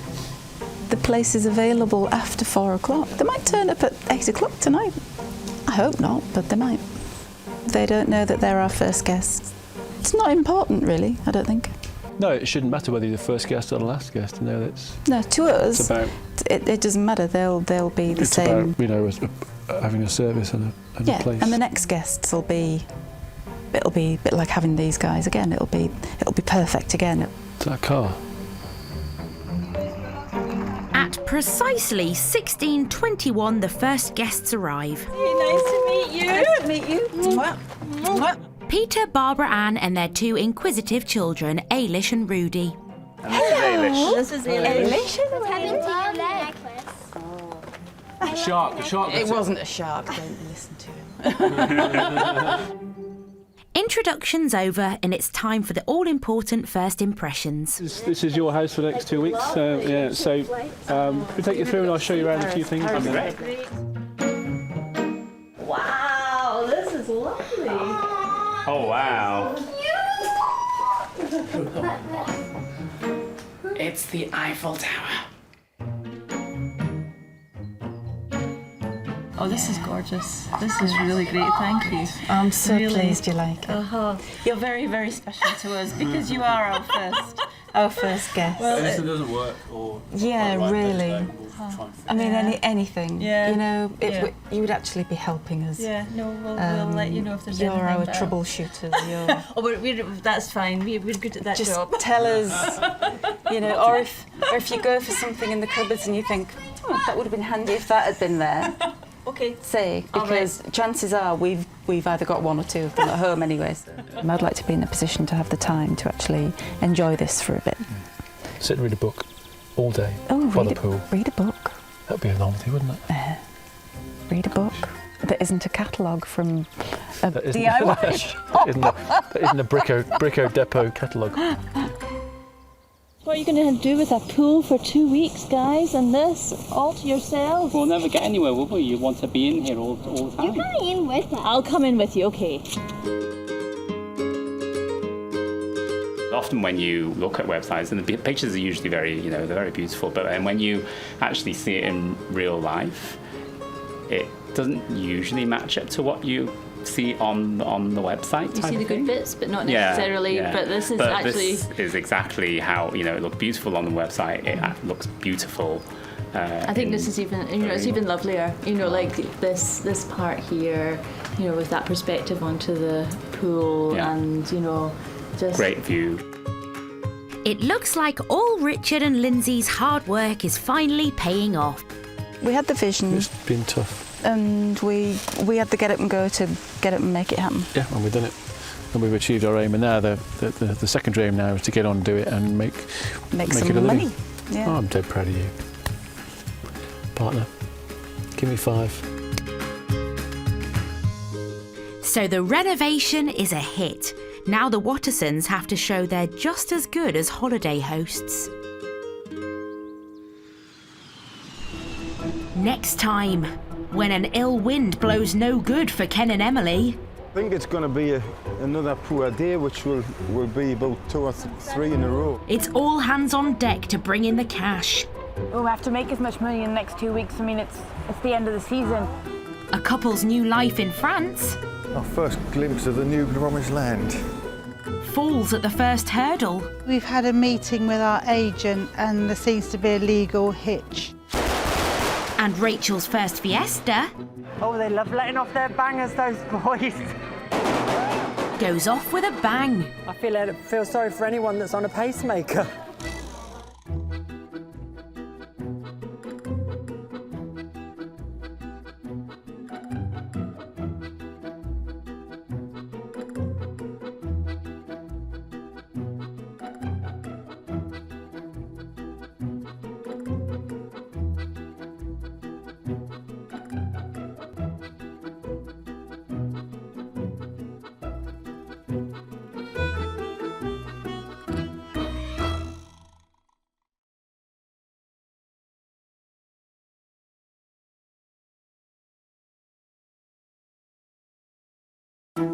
Every year, thousands of Brits leave the UK in search of a dream in Europe. I don't really think you can better it. I could almost die and go to heaven, and this is what it would be like. There's sunshine, scenery, and a great quality of life. But all this has to be paid for. Yes, we bought our house! So to fund the dream... This is part of our working day now. Brits are jumping in. And starting up businesses. There's absolutely no way that we can host a wedding in this marquee. On this brand new series, we follow a fresh wave of expats. She's like a pregnant Hollywood star. Running B&Bs and boats in Spain. It's another day in the office. Vineyards and villas in France. One day you might be drinking that. But will they make it? Or break it? If we don't start getting bookings, it's going to be a bit of a problem. It's going to be intense. And will these new expats find happiness in the sun? So proud of you and what you're setting out to do. On today's show, when an ill wind blows no good for dad and daughter. I think it's going to be another poor day, which will be about 2 or 3 in a row. It's all hands on deck to bring in the cash. We'll have to make as much money in the next 2 weeks. I mean, it's the end of the season. A new life in France. Our first glimpse of the new promised land. Falls at the first hurdle. We've had a meeting with our agent and there seems to be a legal hitch. And a hairdresser's first fiesta. Oh, they love letting off their bangers, those boys. Goes off with a bang. I feel sorry for anyone that's on a pacemaker.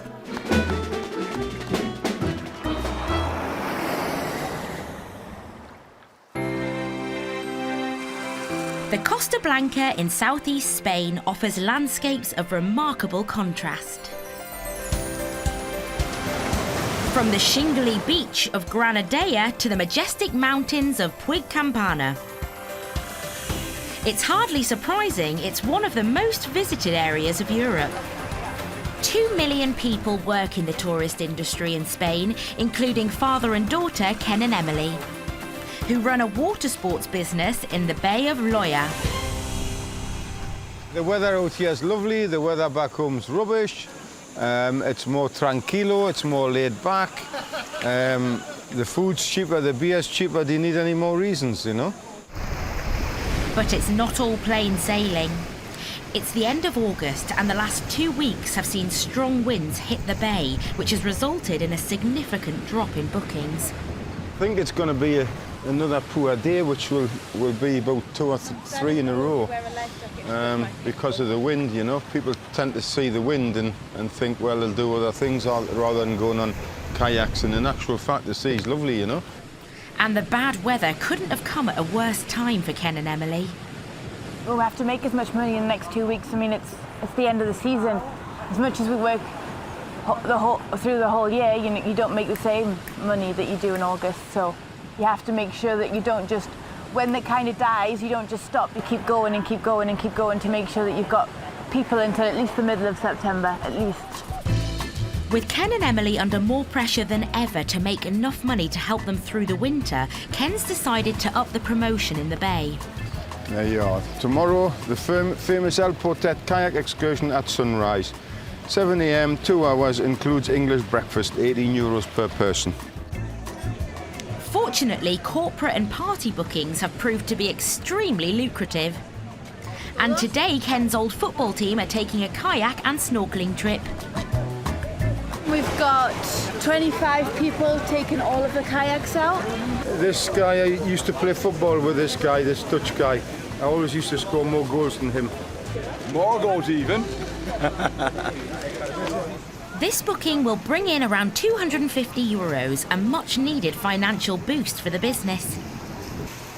I'd love groups like this all the time because we get them all out and then it's a kind of couple hours relaxation, you know. But as Ken gets the party out on the water, Emily spots a problem. There aren't enough kayaks. OK, next 2. Dad, then there's that single, that double and that double. And then that should be 20. There's not another single. No. There was supposed to be 20. So we put 20 things out and then there's 22. There's 2 just turned up because they felt like it, really. Right, so... Dad, put them on a board. There's another couple of guys turned up. And obviously we haven't got kayaks for them. We've just got 1 kayak left, so they're going to just try and go out with the youngster sitting on the front of the single kayak. Should be OK. You're just going to have to sit on the front, OK? Is that all right? Yeah, yeah. Never been done before, but never mind. 2 people in a single kayak. Oh, yeah. That's one way of doing it. But it's not going to be very comfortable for them, you know. With the group all out, Emily has decided to take a break, but not before giving Dad Ken some strict instructions. When that triple comes in at 7, the triple's gone straight back out for another hour. It's not paid. Okay. Okay? Bye. Bye-bye. Bye-bye. No, I'm the boss. She just thinks she's the boss. But she really believes it, you know. So while the boss is on her break, there's no time off for the other boss. Okay, guys. Are you ready? Oh, yes, you need a paddle. Yeah, we've got they're all going out. Everything's going out again, you know. So it's a wee bit crazy, but that's the way we want it. Who's the one with 3? Right? The football team are back, which is more than could be said for Ken's equipment.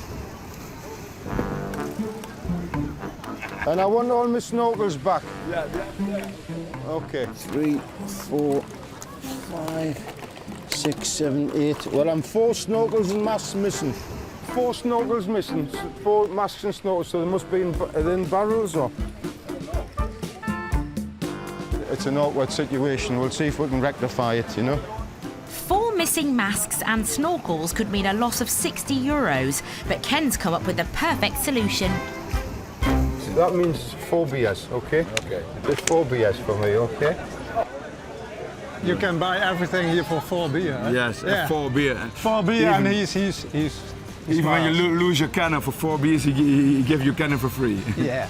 I think he likes more the beer than the snorkels. I think as well. Yeah. It's been a profitable day, sort of, for Ken and Emily, but they'll need more days like this before the end of the summer.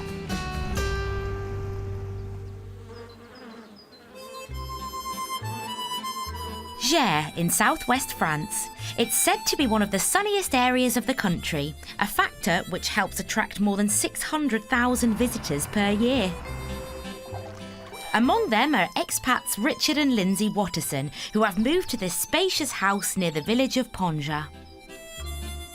They spent the summer converting a farmhouse into a luxury holiday cottage, but it has been a long, hard slog for Lindsay, who lost the use of her prosthetic leg.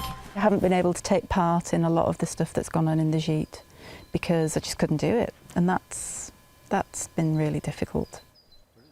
It's the end of July and Richard and Lindsay's first ever guests are happily settling in.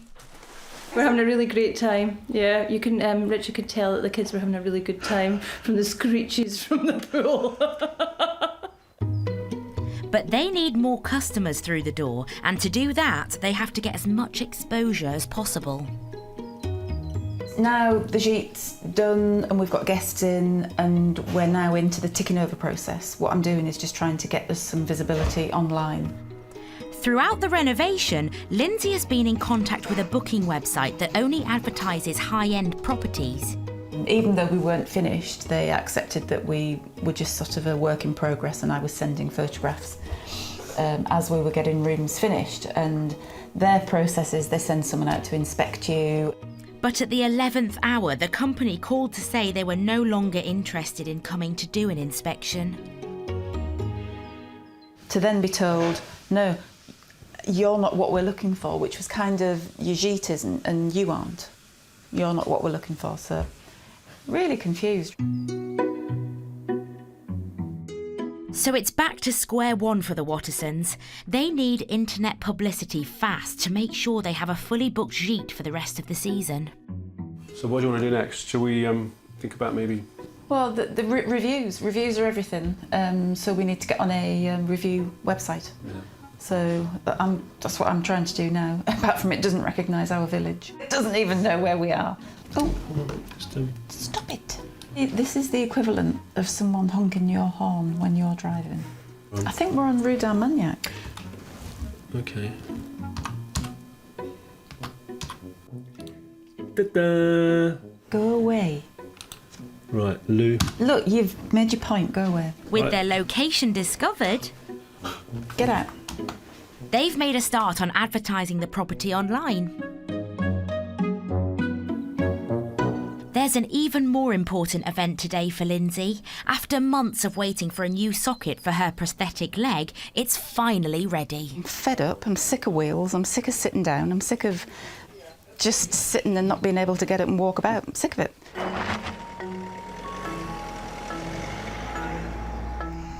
Richard and Lindsay are heading to the specialists in the nearby town of Po to test whether the leg socket is a perfect fit.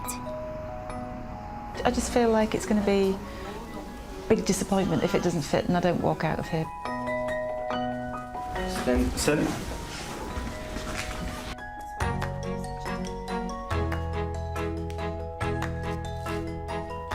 It's really nice to be standing. Even just taking a few steps. It's just so good for you. It really is. It's really good. You'll see a big smile on my face. C'est très confortable, hein? Si. Oui. But despite Lindsay's optimism, the prosthetist has some bad news. Il va falloir que je commande la collerette. Yeah. He will have to order another one because this one is too big. It's been a long wait to try this socket out, and this is another unexpected blow for Lindsay. It's now going to be at least a week before she can walk again. Ok, merci. À la prochaine. Bye bye. À la prochaine. Did have my hopes up. Wanted to be walking today. I kind of really wanted to be taking it home just to walk about the garden a bit with the dogs. And with their first changeover in 10 days' time, the couple face an uphill struggle to cope with the work between them.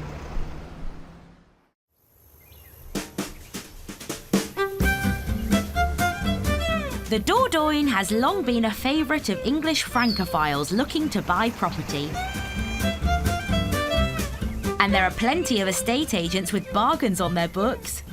We've got a 4-bedroom house, 4 reception rooms, huge swimming pool, €365,000. Frankly, a bargain. This is a 3-bedroom house. It's in the Dordogne and it's on the market for €350,000.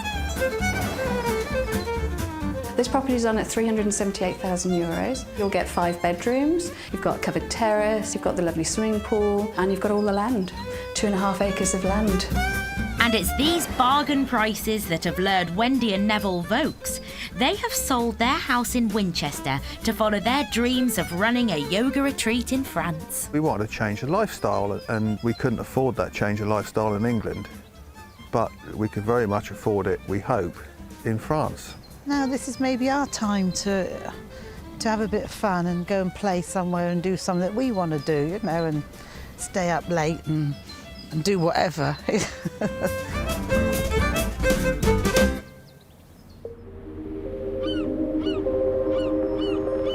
It's April, and the early morning ferry from Portsmouth to Le Havre is taking Neville and Wendy to their new life in the Dordogne.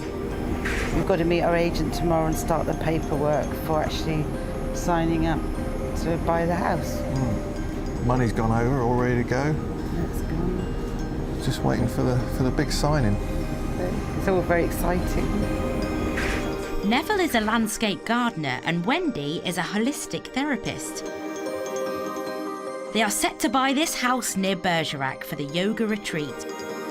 They've agreed a price of €450,000. I've been on yoga retreats where you go and you've got like 3/4 of an hour journey, time you pick the cars up, whereas where we are, we will pick them up and in about 10 minutes they'll be at the retreat. And that's just great. So you've had a chill week, you go back chilled. You don't have this massive journey. After selling their home in England, things have moved quickly on the house they're buying in France. Our first glimpse of the new promised land. So exciting. But the process of buying their dream home proves to be far from plain sailing. At the last minute, the deal falls through. We've had a meeting with our agent and the lady selling the house, and there seems to be a legal hitch. You have to go to plan B and just look around. People think that buying property and selling property in England is, you know, tough. It's not all the be all end all out here either, you know. Not only have they lost their dream home, they've missed out on the perfect place to start their new business, and now they face months of living without an income. Look at that swimming pool. Yeah, wow. it's way too much money.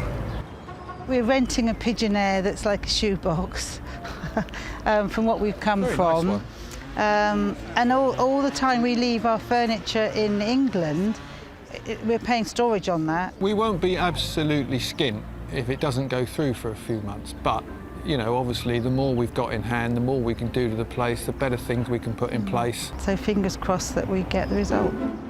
Wendy and Neville now have a long search to find a new home, but it needs to be within budget and suitable for their yoga business. There's plenty of others out there, there's thousands of them. I know. We'll just look tomorrow. They know their ideal house is out there somewhere, but trying to find it is starting to give them sleepless nights.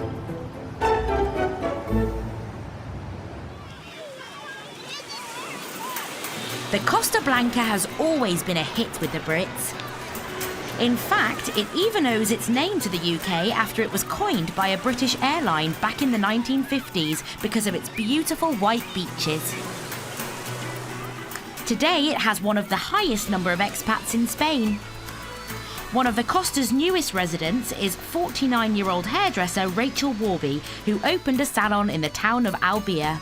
Do you want 10 o'clock? It's 3 weeks since Rachel took on her new junior stylist, Marianne. But today she's been dealt a blow. Marianne's decided Spain isn't for her. I never thought the language barrier and things would be such a big issue, but it is. You don't realise that until you're here. It's okay going on holiday, but when you actually want to stay here, it's a lot harder than what you think it's going to be. She is a talented hairdresser. She's got no problems in her hairdressing. She's keen and eager to learn. I think she's bitten off more than she can chew, and I think she'd admit that herself. She's probably gone in too deep and realised maybe it's not really what she thought it would be.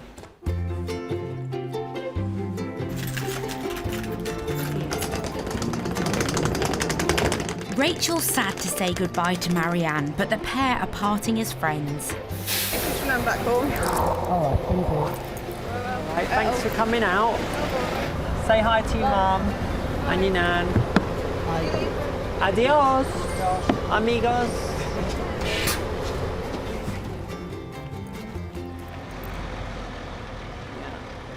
Despite the knock, Rachel is ploughing all her energy into her new business, and a week later there are big changes planned. She's borrowed money to have the salon completely rebranded and redecorated. It's cost me €1,000 to have it all refreshed and repainted and rejigged. It's like money really well spent, I think. You know, the sofa is your second hand, €250. The painting, the basins replumbed into their new position. I finally feel like it's my salon, to be honest. I feel like it's my salon now. I feel like I put my stamp on it.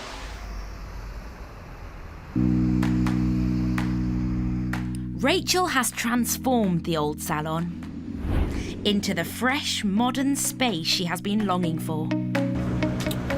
Here they are. And with the inside complete, sign maker Paul is going to finish the new look. Morning. You're right.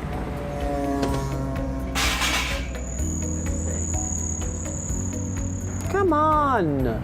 Maybe it needs its joints oiling. We all need that.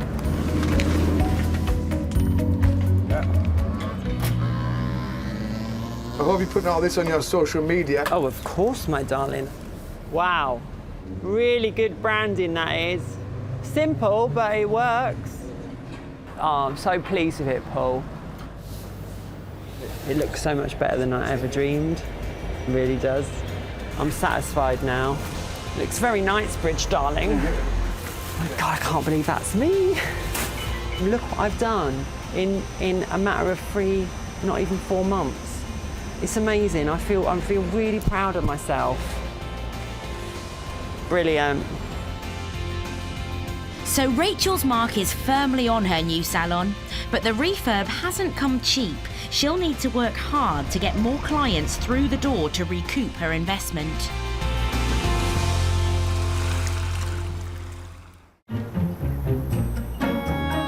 The Dordogne in France. A week ago, Wendy and Neville Vokes came here from the UK to buy the house of their dreams. They planned to turn it into a yoga retreat, but the deal fell through at the last minute. Now they're living in a tiny rented house while they search for another property. It's not exactly filling them with joie de vivre. We have a problem with ladybirds. So you lay in bed and all of a sudden you go, oh, what was that? And all these ladybirds are falling on you. Then we've had a lizard in here a couple of days, which of course the dogs goes mad for. Then we left the door open and we had a bird in here, and now we've just played with ants up the wall, everywhere, over the sink. And I just don't like sharing my home with all these insects.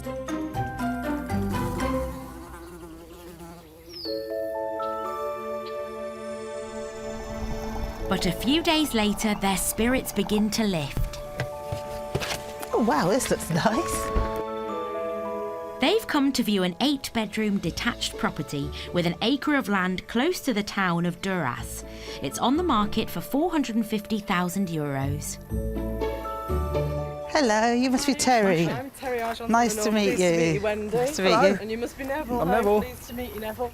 Terry is an English estate agent working in France and thinks this property is right on the money for Wendy and Neville.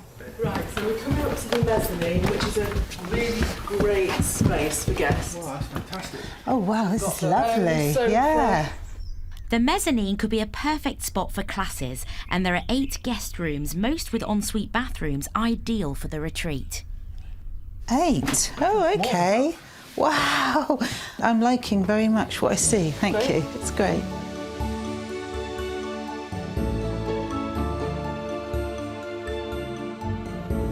Pool area, obviously the owners have been away, so the pool's not been opened up since last year, Fine. so it needs a bit of a pressure wash and a tidy. Yeah. But it's there, it's all intact, it looks There. good. Oh, I can see myself sat here Sunday afternoon. Yeah. Really nice. Cup of coffee, you with a glass of wine. And we can just sit and That chill. must be fruit trees down there, mustn't it? Yeah. This could definitely be a new life in the sun for us. I do, yeah, definitely. I think so. Yeah. We've just got to just hope everything goes through, you know. Wendy and Neville are sold on the house, but its €450,000 price tag is more than they were hoping to pay. So they make an offer under the asking price. We thought of an offer of €420,000. We just can't afford to go any more than that, but we love the place and it fits the needs. I'll contact the owner, I'll put the offer to them. I'm getting quite emotional, sorry. I've been such here and we've tried this for so long and it's just, sorry. Sorry. I'm just thinking the money I've got to give away.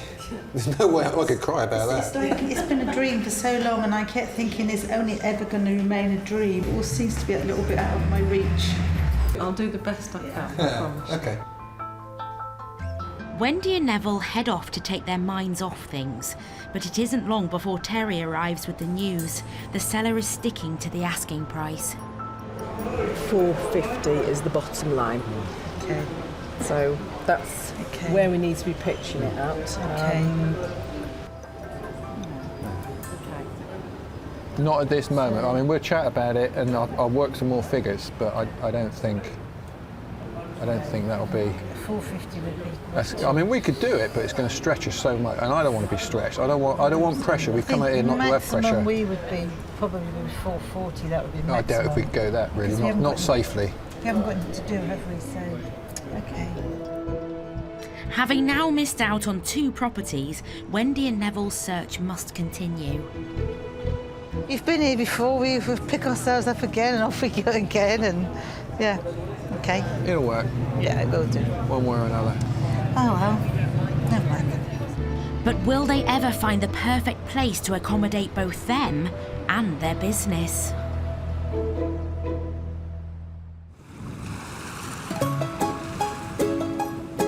It's mid-July in Albia on the Costa Blanca. 3 weeks after hairdresser Rachel Warby's big refurb, there's another change at the salon. She's taken on experienced hairdresser Sarah, who's lived in Spain for 10 years. We just get on like we've worked together before. It's really weird. It's very strange. It's good strange, you know, it's like, wow. I didn't expect it to feel so natural. And with the local fiesta days away, Sarah's arrival couldn't have been more timely. Spain is the land of fiestas.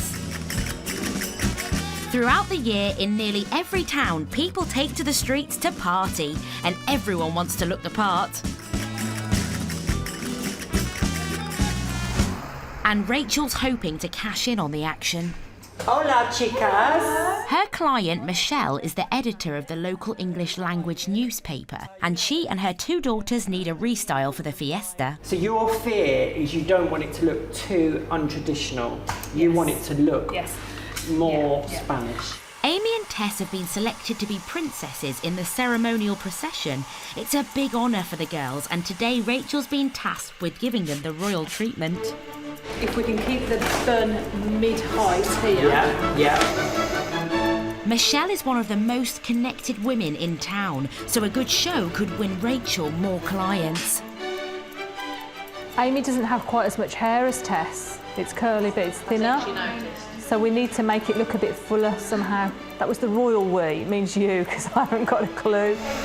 And after the full works from Rachel and Sarah, the princesses are ready for their debut. That is so pretty. You look like one of them girls off the telly. Mwah, mwah. Have a lovely fiesta. Mwah, you look beautiful. Oh, thanks to Sarah as well. Bye, thank you. See ya, bye. Thank See you. you later. Bye. See you at the fiesta. It's the first time Rachel's ever been to a fiesta, and this one's going off with a bang.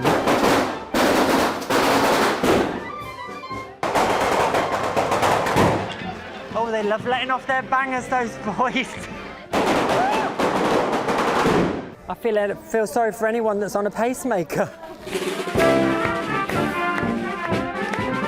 Immersing herself in Spanish culture could be a great marketing move for Rachel, with hundreds of fiestas along the Costa Blanca. They look gorgeous, don't they? They look stunning. They look stunning.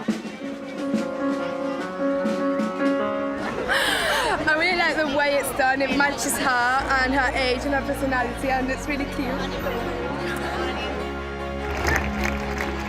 And as night falls, the princesses have maintained their perfect poise.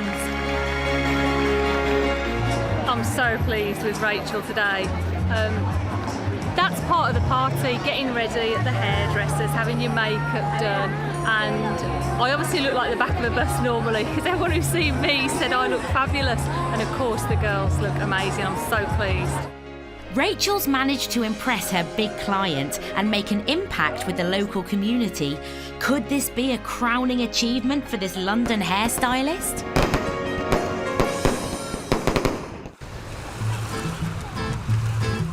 Four miles up the coast in Altea, Ken Douglas and his daughter Emily are on the final push to pull in the euros before the tourists leave. In recent weeks, strong winds have slowed down bookings for kayaks and paddle surfs. But luckily, the breezy weather is perfect for windsurfing. Nice and slow, really good. Ken and Emily have had plenty of money-making ideas this summer, but taking on professional instructor Jack has proved to be one of their better decisions. That's it. Perfect. In just 3 months, Jack has drawn in scores of novice windsurfers and helped keep this business afloat. I hope I did my part. Oh. We did a lot of windsurfing. I was quite busy most days. And yeah, I don't know, just another hand to help out. But today is his last day at El Portet. To mark his departure, boss Ken's throwing him a farewell barbecue. He's certainly grown the windsurf business here, without a shadow of a doubt. And hold on to that mast for me. Very noticeable in the early days of July. It was, 2 and 3 hours on the water, and as the season went on, 3 and 4 and 5 and 6 and 7. Nice little steps. And I think there was one day towards the middle of August he was on the water about 8 or 9 hours, which is great. That's what we wanted, But now it's time to say adios to his favourite instructor.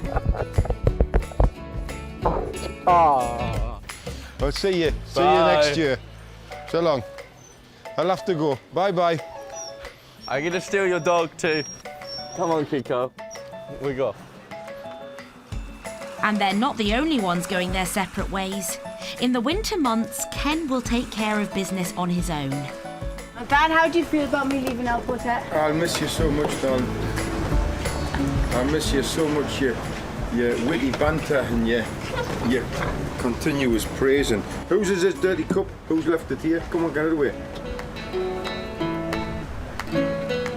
You miss me, Should really. be sorely missed, like a hole in the head.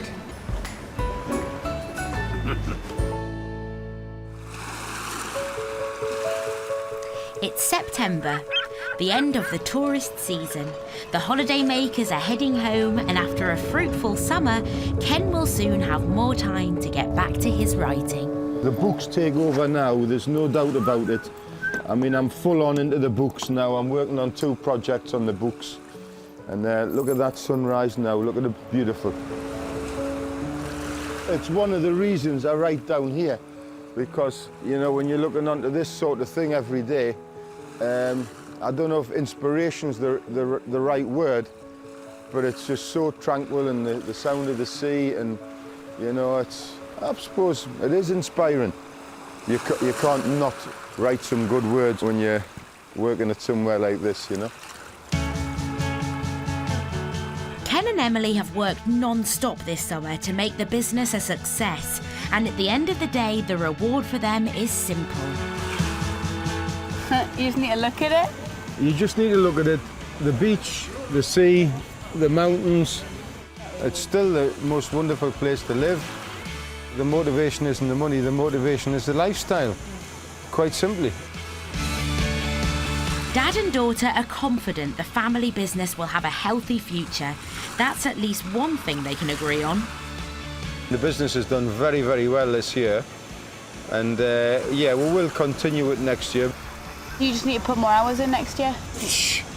How am I going to put more hours in? Do you know how many I've done this year? 9:30 till like 8 instead of the siesta in the middle, and the you open, you close. Listen, you have to have a close. siesta, which reminds me, goodbye.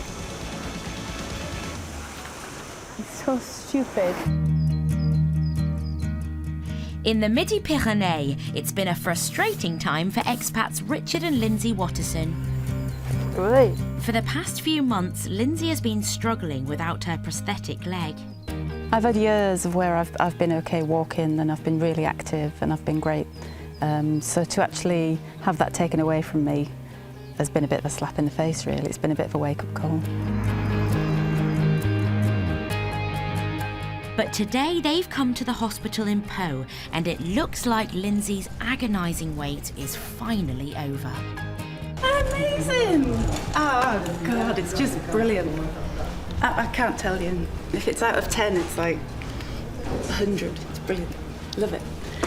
Life's going to be easier, and I can help. And I don't feel like I've really done my share. Yeah. In your way.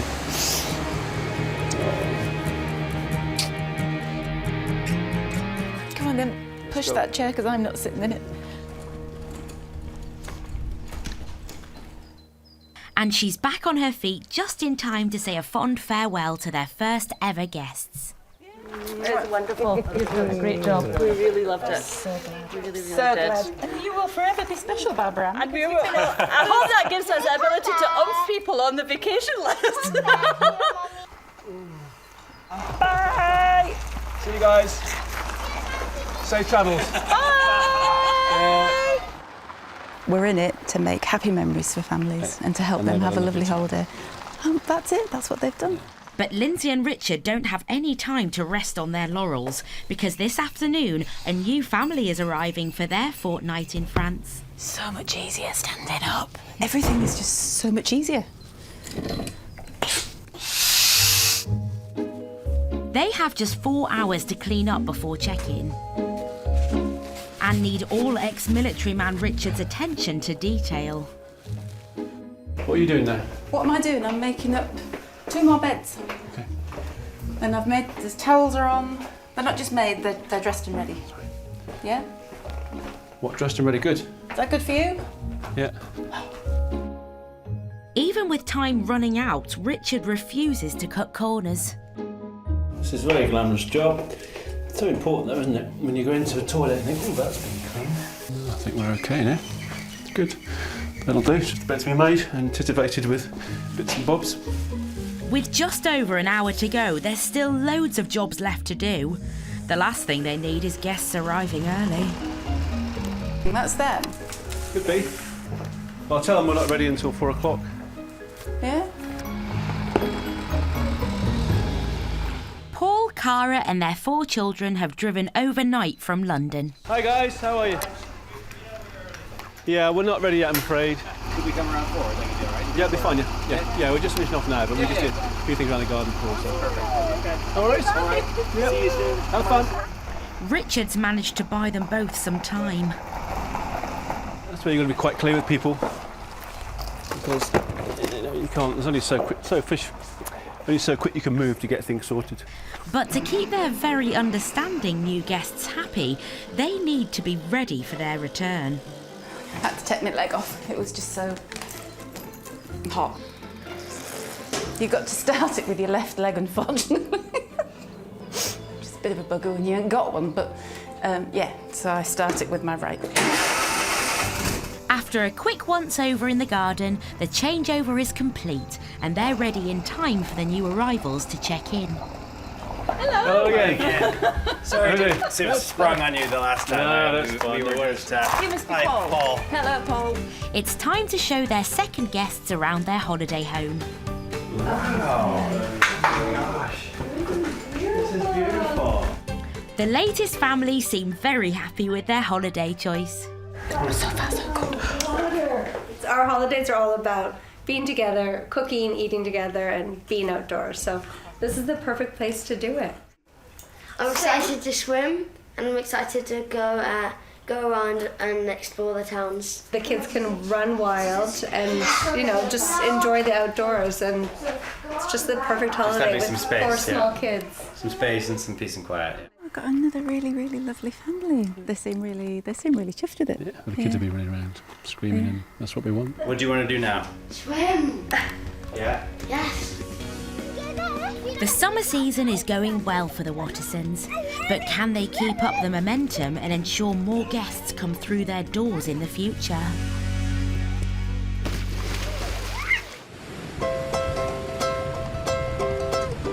In Albia on the Costa Blanca, hairdresser Rachel Warby is working tirelessly to make sure everyone knows there's a new stylist in town.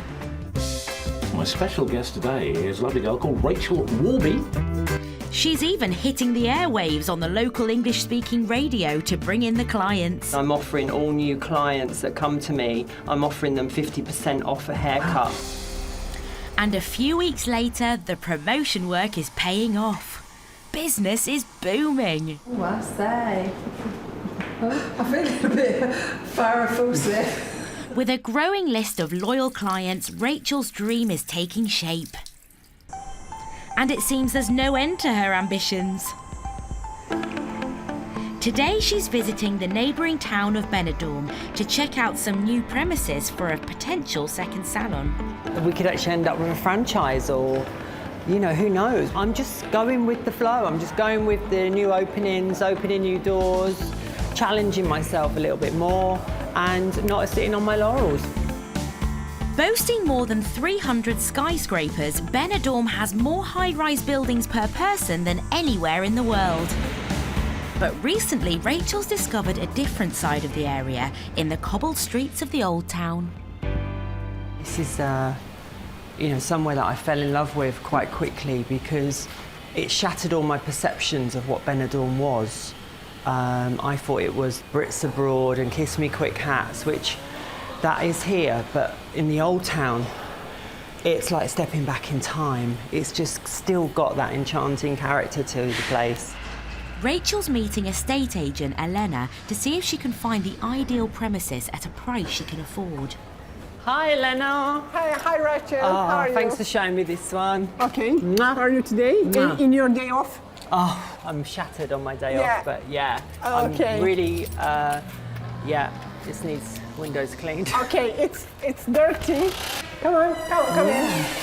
Look, it's not big, but for what you are thinking to do. If this was €300, then I'd take it, but it's double. It's double the price. I feel a bit deflated really by it, to be honest. It looks better from the outside than the inside. Let's keep looking.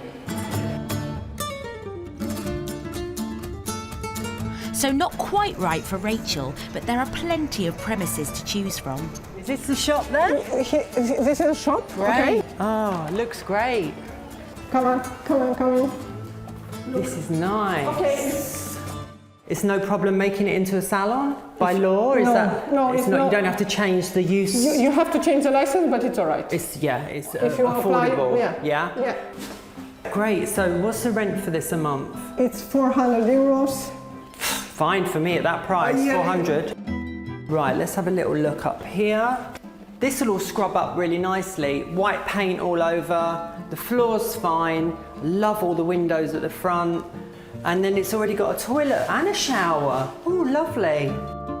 The overheads are very low, and you know, I could earn €400 in a day if I'm lucky here. I love it. Wow. Rachel needs to check her finances before she takes this big step towards turning her vision to expand into a reality. I want to be in the quirkier, edgier part of Benidorm, and this place, as you've seen, has got it. It's got something special. I think a shop, an English trendy hairdressers would work really well here. Very upmarket, a bit edgy. Watch this space, the London Hairdressers Benidorm. That just sounds great, doesn't it? With the salon now fully established in Albia, Rachel's decided that's reason to throw a party to thank those who've helped make her a success. Who would have thought a humble old hairdresser like me would have found such a lovely bunch of people to be around? Ladies and gentlemen, can you all please make some noise for Rachel and her team into many, many years of success here at the London Hairdresser. Cheers. Live your dream. If you want a new life, create it, because that's what I've done. I've created a new life and I'm so proud of myself. Next time, when Neville and Wendy's yoga retreat gets off the ground... Congratulations. Thank you very much. It's all exciting. There's sleepless nights ahead. We're sort of living on 4 or 5 hours sleep a night. Can a chef and his partner make a go of running a restaurant in Spain? You took those cold and left all that hot food. Because you didn't tell me it was ready. Without driving each other up the wall. Oh well. This could be an interesting career move. And as summer bookings dry up... And we've just got to try and think ahead and see where we're going to get bookings from. Richard and Lindsay try a new direction for their business. It's been a long time since I touched a strange man's characteristics. That came out wrong.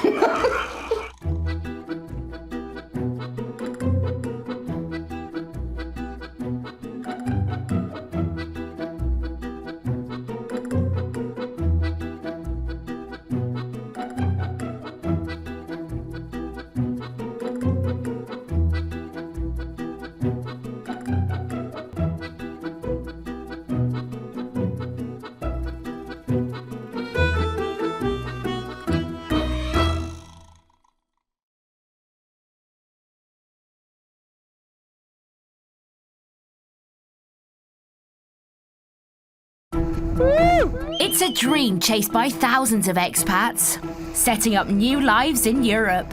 It couldn't be any different than Scotland. I feel like I've just been born.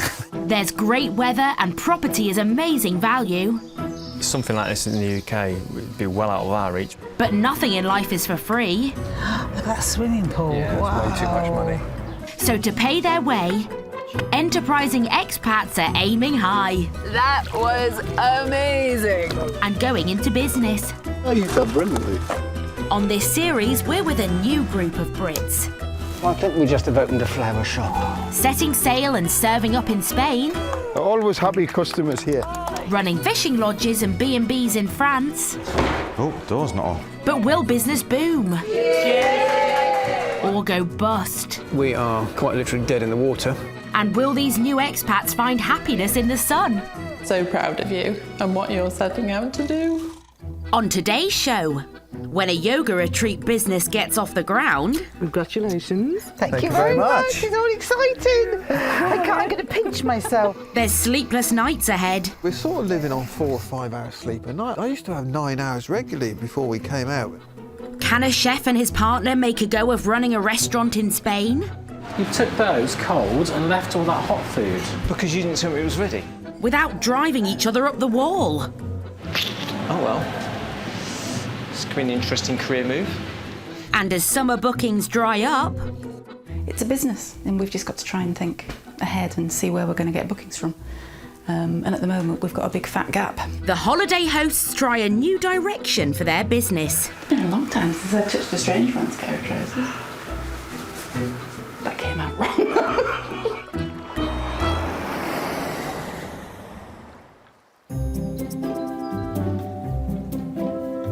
Over the last decade, the prices of homes in France have decreased in value, which has attracted a growing stream of Brits across the Channel hunting for property bargains.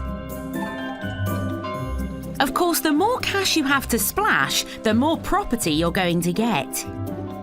For €1 million, you could even own your own hamlet.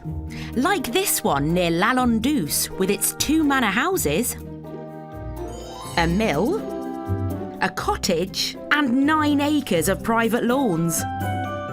In the Charente, a 3-bedroomed house with attached 3-bedroomed cottage, 35 acres of land, 2 lakes, and an established carp fishing business will cost around $500,000.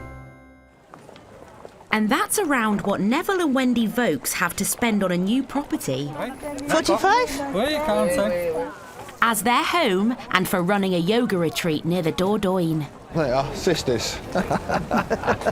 Sometimes when you drive down the road, you could still think you're in England because the trees are a bit greener here than they are at home. But I just love it. Yeah. I feel that it's like going back 100 years, and everything is serene. You know, you don't need to rush around. Yeah, I'm you not do trying definitely to get chill. somewhere fast. You do definitely chill we'll here. Get there when we get there. But it's not been an easy move. Their first house fell through, but now, after 9 days, they've found their ideal home. The 3-bedroomed house on the edge of the Dordogne is set in 5 acres of land, and attached is a separate gîte with 4 rooms. The property comes complete with a swimming pool and huge barn that would make an ideal yoga studio. And it's on the market well in budget for €335,000. They found this house and I said, oh, come on, let's go and have a look at it then, I suppose. And it turned out to be a dream. It turned out to be a dream house and it's wonderful. Nice. Thank you very much. 3 days ago, they put in an offer and today they've discovered it's been accepted. Fantastic. Hey, brilliant. So Thank you very much. Brilliant. Well done. Go and enjoy yourself. Try to relax. Yes, thank you. You have a good day. We've done it. That was easy, wasn't it? Yeah. And we got the paper. We got the paper? Hey, we're away. It's the sort of the beginning to the end, isn't it, really? You know, starting the process. Yeah, it's exciting time now. I wanted something, when people arrive, they get that wow factor. And I think the lovely oak beam barn we've got, I just imagine opening up the doors and they're going to go, oh, wow. After a few ups and downs, it's starting to come together for the Vokes. Wendy thought up the dream of running a yoga retreat after recovering from cancer. Jimmy, come on. Come on. I've had 5 tough years. I've had to dig deep, and I just thought, I said to Neville one day, look, I'm sorry, I'm going to have to, we put the house on the market. I want to go and run a yoga retreat. This is my dream. And I honestly said to you, didn't I? You don't need to come with me. Let's just split the house up. You have a flat here, maybe I come home to it, or you come out to me sometimes. This is what I want to do. And Neville actually said, well, I would like to do it with you, didn't you? Mm. And so it became really then our dream, didn't it, in a way? The house won't be theirs until the paperwork is done and the money transferred, but Wendy and Neville are allowed back to view it again 3 days later. Terry, the estate agent, is waiting to greet them at the door. Hello. Hello. Good to see you again. Congratulations. Thank you very much. It's all exciting. I'm going to pinch myself. The house is also more than €100,000 cheaper than the property they'd originally planned to buy, so they have plenty of spare cash to upgrade the gîte and house to accommodate both them and their future clients. Hang on a minute. Hang on, I'm thinking. And they can't stop making plans. We could take this out, Neville. We could take all this out in time if we're going to have it as an office. We hope to be putting this into 2 rooms because this is massive. We'll probably pave in there. Yeah. Leave a little bit of shingle because then it would be nice. You could even do yoga out here. Yeah. But they aren't seeing eye to eye on everything. No, but I think I'd rather have an ensuite here for guests to come to, not share a bathroom. Yes, I say eventually once we go. No, not eventually. If we can get one in. Wendy wants to open it tomorrow. Hello. That's electric, Wen. Oh, is it?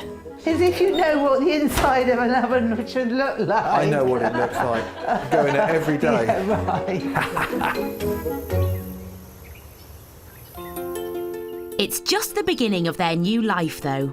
Now they face the Herculean task of turning the property they've bought into a yoga retreat they've been dreaming of. We need to get an overall picture of what we're going to do so that when all the paperwork's gone through, we can just go, bang, let's get on with it. Almería in southern Spain. An area of outstanding beauty, blessed with dramatic landscapes and a dry, hot climate. Here, the sea and desert coexist alongside some of the most fertile agricultural lands in Spain. Over 15,000 expats call this diverse region home. From the busy bars and restaurants along its beautiful coastline, to the traditional desert villages offering a more tranquil way of life, which catering manager Lee Bradford and salesman Peter Thompson are still getting used to. When we first moved here, because it's so quiet, it's like, oh, this car's gone past, so it's all at the wall, looking to see who'd gone past. It's now 2.5 years since they traded in their busy lives in the UK for the quiet life running a business renting out holiday cottages in the pretty secluded village of El Puertecito. I can't say we've looked back since, really. England is very crowded and everyone's rushing. It's not as full on as it is very laid back. Their rural location means property prices are low. Peter and Lee purchased 4 traditional country houses for the price of a 1-bedroom flat in their former hometown of Watford. They then completely renovated the properties into holiday lets, creating 11 bedrooms, 10 bathrooms, 4 kitchens and 2 swimming pools. Did you polish the taps in the bathroom? No, I thought I'd leave them. It's now June, and while their first season was a success, people coming back. We've had people come back this year. The people who are here this year are coming back next year.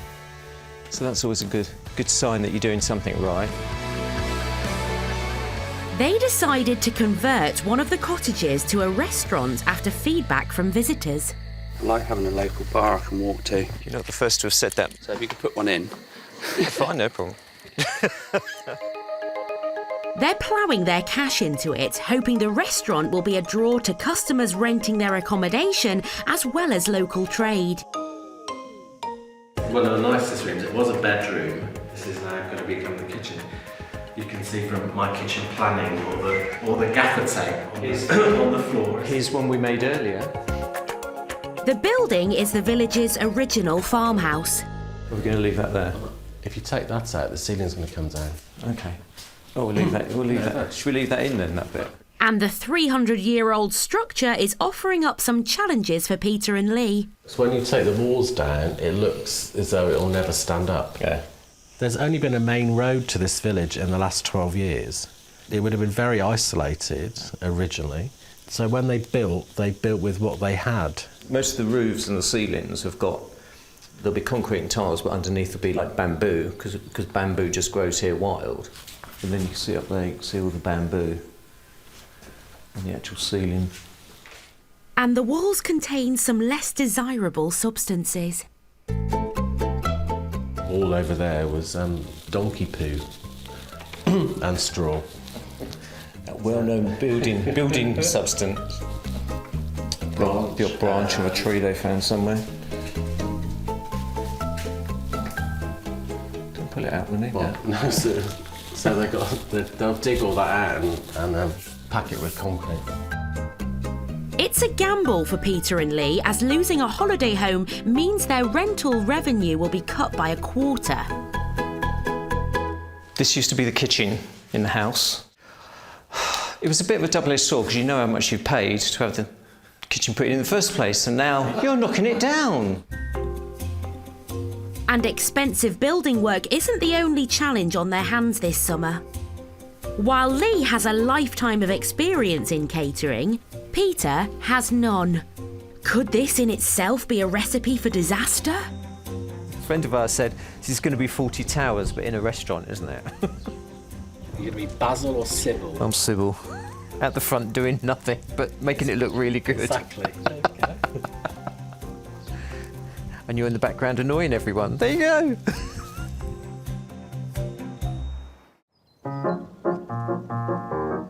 The Midi-Pyrénées in southwest France. New home to Richard and Lindsay Watterson. After a summer of hard work, the new holiday hosts finally have some free time to immerse themselves in local culture. The people are very friendly, and they're very friendly to us. I find the French very friendly, especially down here. The French love their village fêtes. It's a chance for neighbours to get together to eat, drink, and enjoy a spot of entertainment.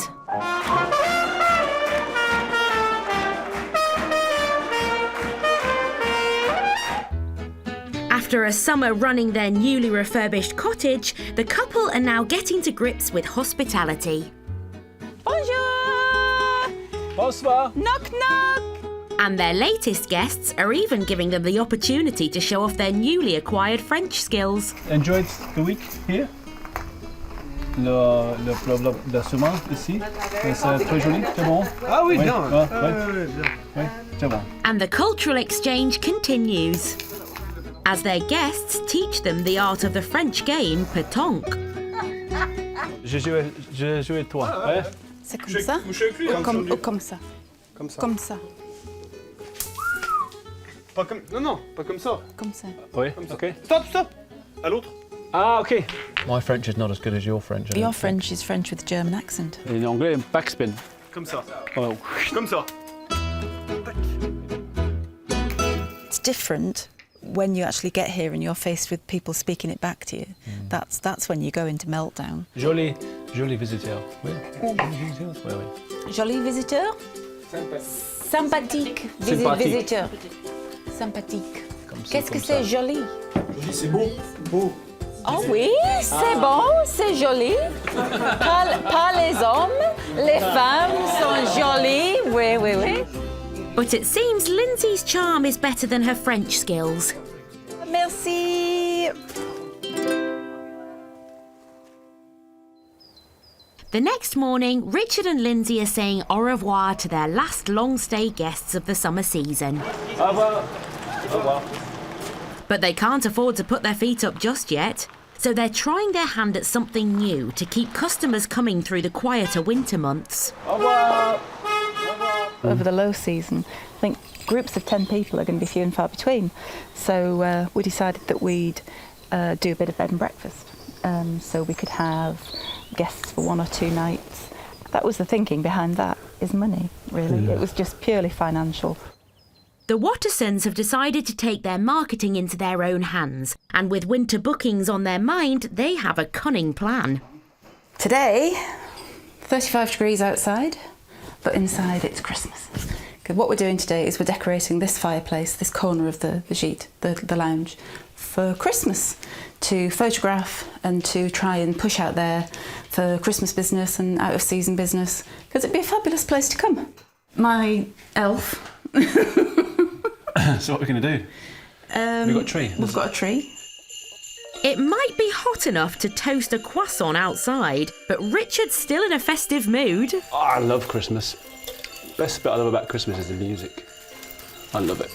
Lifts the spirits and it just captivates. We want them to walk in and think, yes, we've used our imagination and we're forward planning. Come on, come on, come on, come on! Oh! It's a business and we've just got to try and think ahead and see where we're going to get bookings from. And at the moment we've got a big fat gap, so we need to get some bookings. Oh, you brought Noel! No. That's French for Christmas, isn't it? No. It is, Noel. They hope B&B customers will see them through winter, but Christmas could be a chance to secure a lucrative week-long rental. It's fine, it's not perfect. No. But I think I quite like that.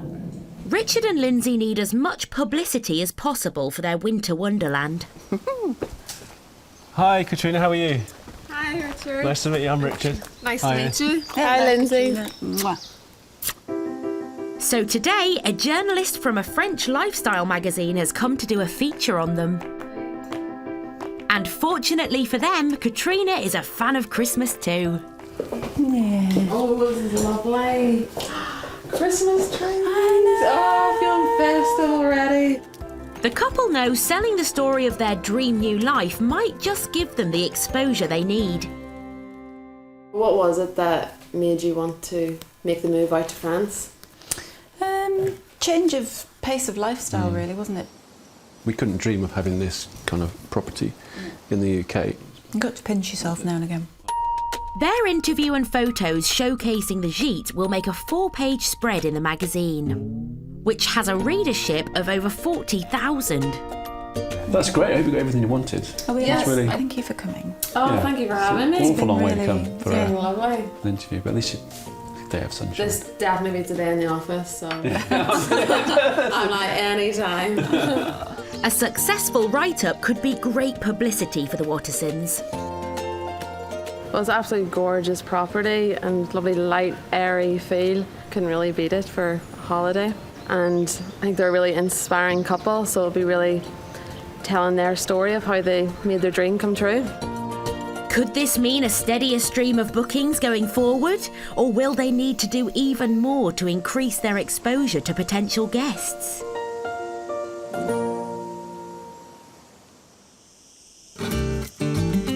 Almeria in southern Spain. Holiday home entrepreneurs Peter Thompson and Lee Bradford have made the bold decision to turn one of their rental properties into a brand new restaurant. We have 3 dining areas, so each area holds 12. 12. So when we're open, we'll seat 36 in total. After months of building work, it's finally complete. What was a kitchen is now a restaurant. And the bedroom is a professional kitchen. We won't talk about budget, because I'll start crying. We've spent all the money that we put aside for it. There's nothing left over. It's been a huge financial investment, and the couple now need to adapt quickly to their new roles in the business. I'm front of house. Or in Lee's words, I'm in charge, and Peter's wiping tables. Basically, that's how it works. it's early July, and Peter and Lee are finally ready to open their restaurant's doors to their very first customers this evening. Quite a strange feeling, because it feels as though it's been building up to get to this stage for ages. And then suddenly you're woken up and it's like, flipping hell, we're here. We've got to do it now. They have 16 people booked for their dinner service in just 4 hours' time. Oh, this is filthy. Have you got the Hoover? And with just the 2 of them, the pressure is on to get prepared. Lee, do you want... What? Can we move these tables down a bit? Yes. Someone, I'm not saying who, but someone will come in and check it. If you mean Lee, it looks like he's got his hands full with the food. Come on, dry.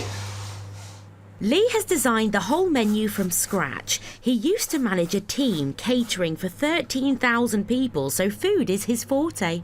It's a no-bake strawberry lemonade cheesecake. Peter, not so much. Crispy. Merzela and squid Who's Merzela? It's a white fish. Just say white fish. So gnocchi is made with pasta dough? Potato. It's potato. God, I'm useless at this. As the nerves take hold, a little first night tetchiness is beginning to creep in. Right. Thank you, Executive Chef. Smile! What, you're bitching on about me being ready? It doesn't take me as long to get ready like it does you do. Yeah.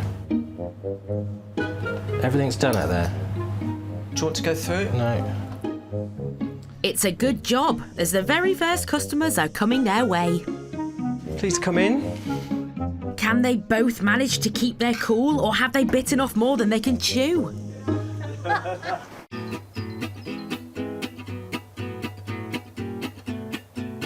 In the tranquil Midi-Pyrénées,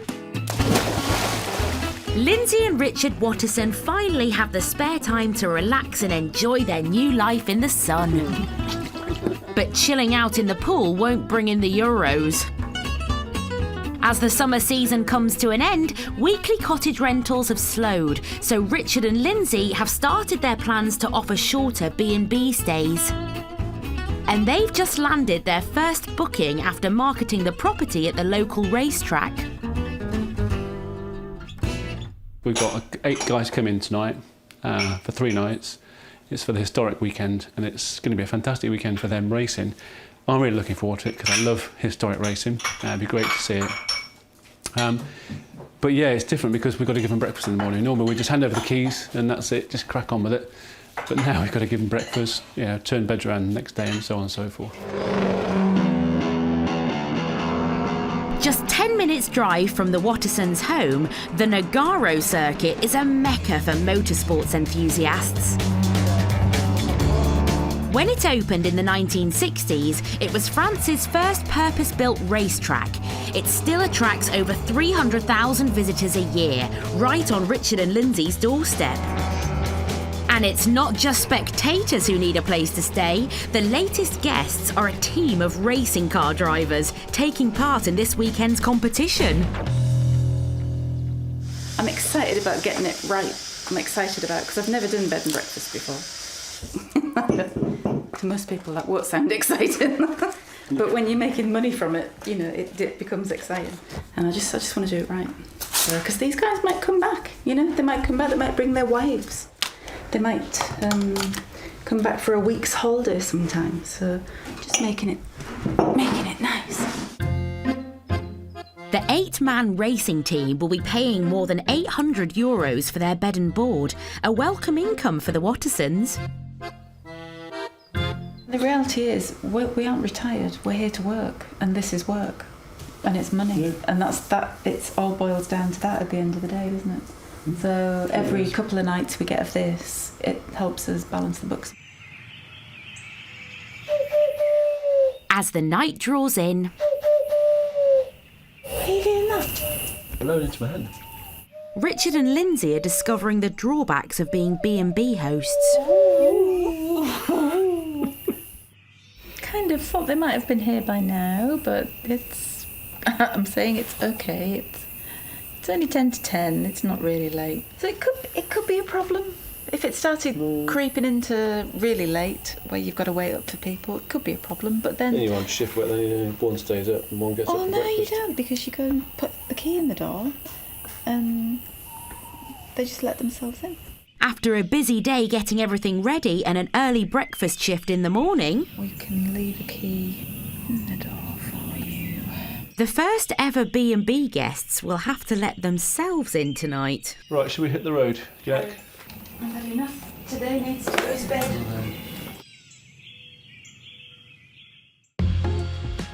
At 6 o'clock the next morning, Richard and Lindsay's new role of B&B hosts begins. Lacking strength. Too early. That won't be enough jam for 8 people. I've had this discussion with myself. There's jam, there's cheese, it's not the only thing. A couple of scoops out of that and it's gone. As well as the jam, Lindsay and Richard have put on a spread of croissants, cheese and breads for the racing team guests. The original Meals on Wheels.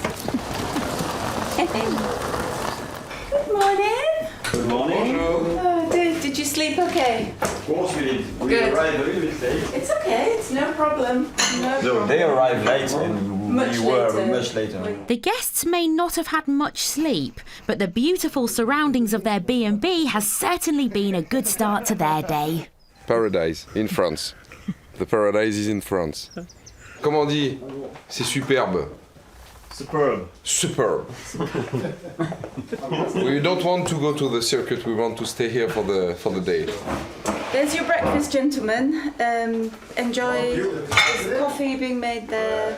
If you prefer tea, the kettle is there.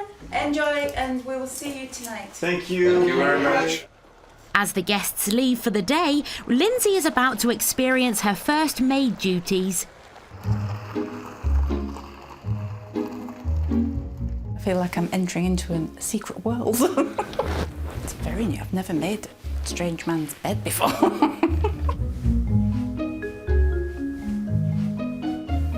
don't know what else to touch.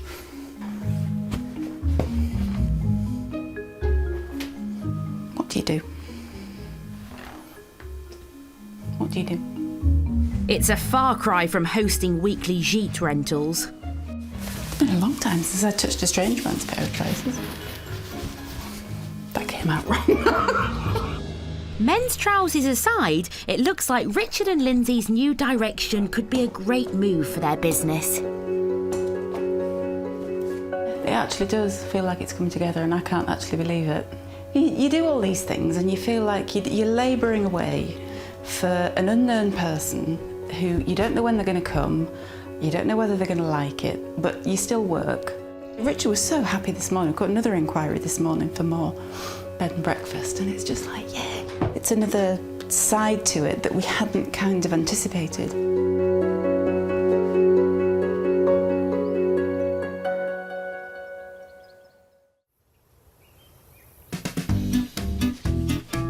It's August, and on the edge of the Dordogne, after months of living in rented accommodation, Wendy and Neville Vokes have just got the keys to their new home.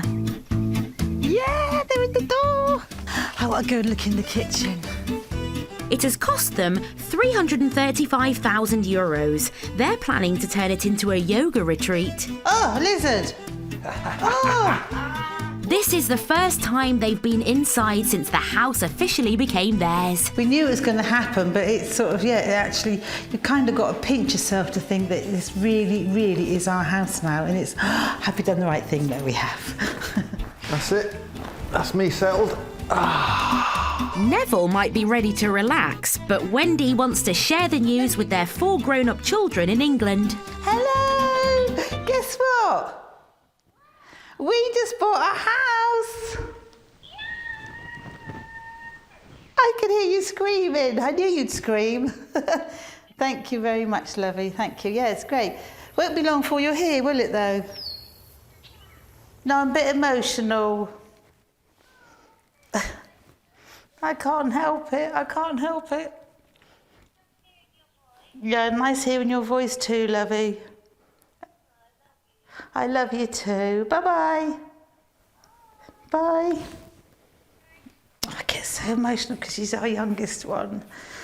It's silly, but yeah, she was so pleased. It's one thing moving in, but their house won't feel like home until the rest of their personal possessions arrive. 3 days later, all their worldly goods turn up a bit sooner than expected. They've come a day earlier, so it's a bit of a different mindset. It's like panic. Oh, that's got to go there. Whereas tonight I was going to do a little plan of what was going to go where. Washing machine goes through there. Can that go in the front room? Yeah. Thank you. The main house. Oh, my coffee machine. Oh, I love it. I didn't realise we had quite some. I knew we had a lot of stuff, and we've got a lot of rooms, but I didn't know we had quite this much. Amongst all the boxes, it's amazing what Wendy and Neville dig out.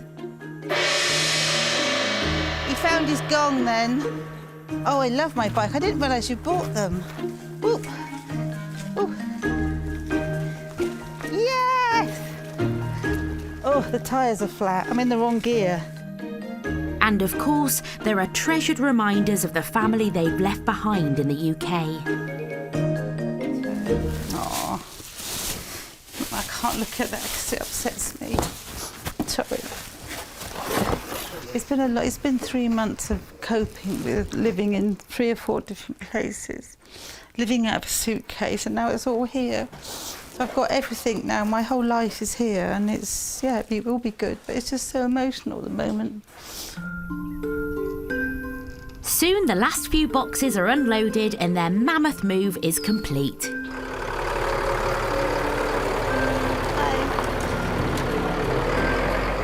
They just got it in, didn't they? Crammed it right to the very back. Now the work starts. I know. Yeah, but this is what we came for, to have a life in France, have a business in France, and now we can start. When's it going to start? And that work starts straight away. While the sun is shining, Wendy and Neville decide to tackle the mountain of garden maintenance on their 5 acres of land. This is quite a large wood. It goes all the way down and round. There's some pretty orchids here as well, and there's lovely butterflies. We will cut this back a bit. The couple plan to cut out a number of new pathways through their woods for tranquil walks and natural spaces for meditation. It's a wood that hasn't really been loved. Luckily, Neville is a former landscape gardener, so he knows where to start. We're not going to do a lot, to be fair. It's, apart from trimming stuff back, we're basically, I think we're basically keeping it as it is, with just the exception of adding a few things. You know, we've got lovely fruit trees up there, we've got a vegetable garden that needs clearing out. We're almost self-sufficient here. I lent Neville the money to buy his first truck with, didn't I? There we go. I think he still owes me 50 quid as well. Yeah, I've been paying ever since.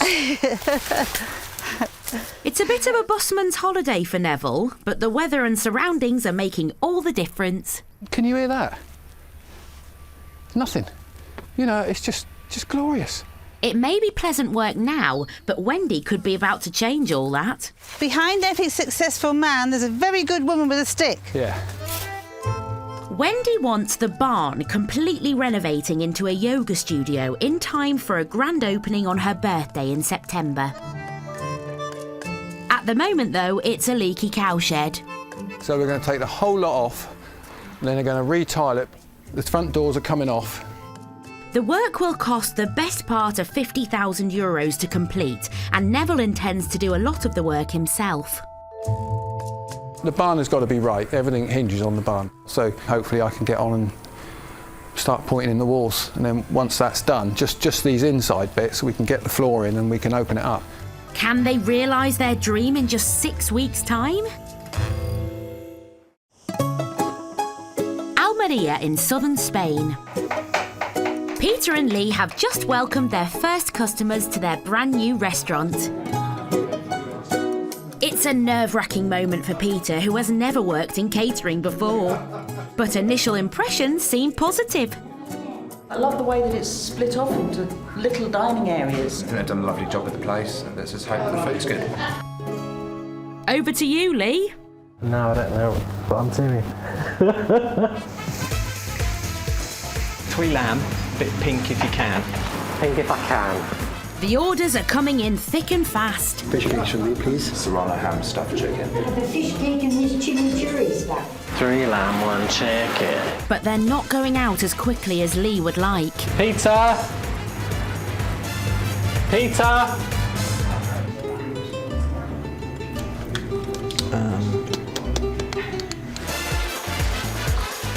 Sit and wait, shall we? He might be waiting a while. I'm trying to think what the name of the restaurant was. So Lee adds waiter to his list of duties tonight. What's he doing here? No chance of another bottle of wine, chef. Another bottle of wine. Yes. Peter's sensing a little tension. Time to lighten the mood. Service! Well, that went well. I thought it would be me getting stressed, not him. Oh well. This could be an interesting career move. Lee's problem is he has to do everything and not just stick to this bit. Don't worry about me, I'll sort it out. Time for the second course and the second chance for Peter.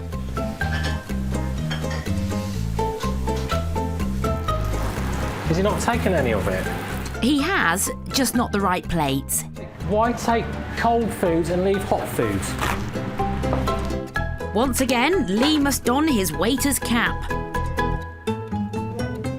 And once again, he's not happy. You took those cold and left all that hot food. Because you didn't tell me it was ready. I did, I'm not going to argue, but It is my fault, isn't it? Despite the heat in the kitchen, the customers are impressed. Pork is absolutely gorgeous. Really, really lovely. Chicken stuffed with ham is very nice. It's sweet pea gnocchi in a tarragon cream, and it's really nice. Very nice. I just hope he can keep the standard up. In fact, they've even landed some potential business for their holiday rentals. In fact, we were saying, we came back, see if we could stay over. At the end of service, there's no complaints. In the dining room, at least. Well, now you've calmed down, stop shouting and moaning. Hot food needs taking. Yeah, I know it does, but that's where you have to wait, and the person driving the whole thing and running it and everything and wiping the tables has to tell you what to do. Anyway, we're very well. Yeah, love it. Hugs and kisses.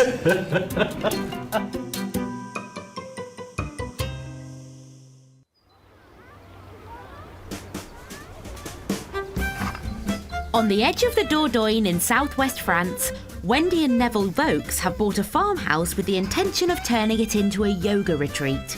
Can we stop now? They have a huge task to complete the renovations in time for a grand opening on Wendy's birthday just 6 weeks after moving in. The barn is the biggest part of the project. They plan to turn it into a yoga studio. But at the moment, it's an old cowshed with a leaky roof. So you've got all the old yokes where they used to milk the cows, and they put their head through, and then they'd feed out of the trough, and they'd milk them the other side. So the heads would come through there. The roof is going to cost them about €28,000, and they're employing a team of expats to do it. You can't make an omelette without breaking a few earths, and it's the same when renovating roofs. Destruction before construction. I didn't realise they were going to smash them all like that. They're breaking my tiles. They're breaking my tiles up. Except for the barn roof, Neville and Wendy are going to do most of the renovations themselves, but that means they've a punishing schedule ahead. Next big job, repointing the whole barn. We could point it in with a pointing trowel, but it'd take forever. You just throw it in the joints. We get here around about 9 o'clock and we go on to about 6, but the last few days it's got quite addictive. So we keep saying, oh, let's mix up another mix. And then we put that in and Neville says, what do you think? I said, yeah, let's do another mix. So it got a little bit addictive, so we can save money by doing it ourselves. So how much have we saved, Neville? We've done about 120 square metres so far. So we will save about €5,000 doing it ourselves. Yeah. And that's a lot of money. And there's no end to the Vokes skills. Wendy's even turning her hand to a spot of stone masonry. I'm creating a date stone. A date stone.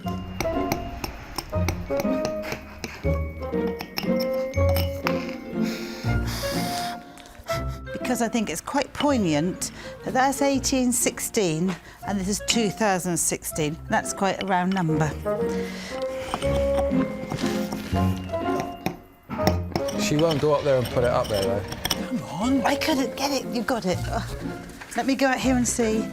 Let me see if it's in the right place. Yeah, it's straight. Could you step away from the ladder? I need to see it. Just smooth a little bit of the side there. That's absolutely perfect. With a shiny new roof and repointed walls, the beams now need staining. Rock and roll, baby. And Neville's hired a cherry picker. No, I think it looks great. Oh, I'm excited. I want to come up and do some. We'll do some then. No, I don't like heights.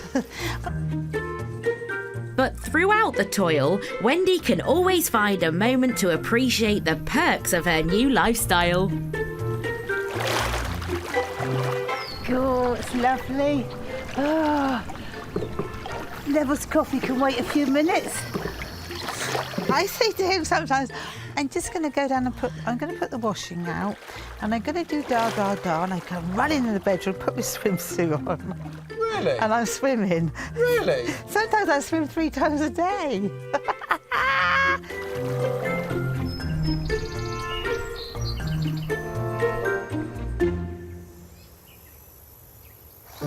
2 weeks later, and Wendy and Neville are making good progress on the yoga studio. A new mezzanine is nearly finished, and glass doors have been hung at the entrance. What's middle? That's great. Yep, super. But the work seems to be taking its toll on Neville. I was worried that he works so hard and he's so tired, and then he doesn't always sleep so well. I think he's thinking of what he's got to do next. We're sort of living on 4 or 5 hours sleep a night. I used to have 9 hours regularly before we came out. And I do worry if Wendy sleeps too long, because I've got to keep her working. You know, there's a lot to do. Their deadline for opening is fast approaching. It will take all their energy to get everything ready in time. Next time, can Wendy and Neville pull in the punters? I'm setting up a yoga retreat not far from here. Is it something you might be interested in? No. Will the Wattersons' new marketing plan put them on the fast track to success? Really hope to get some more business from here. So hopefully, before they go, we'll get a penciled-in booking for next year. And can Peter and Lee sort out their differences? I've taken all of your comments on board. And I'm ignoring all of them. Or will too many cooks spoil the broth? We're supposed to be running a business, and it feels like we couldn't run a bath at the moment.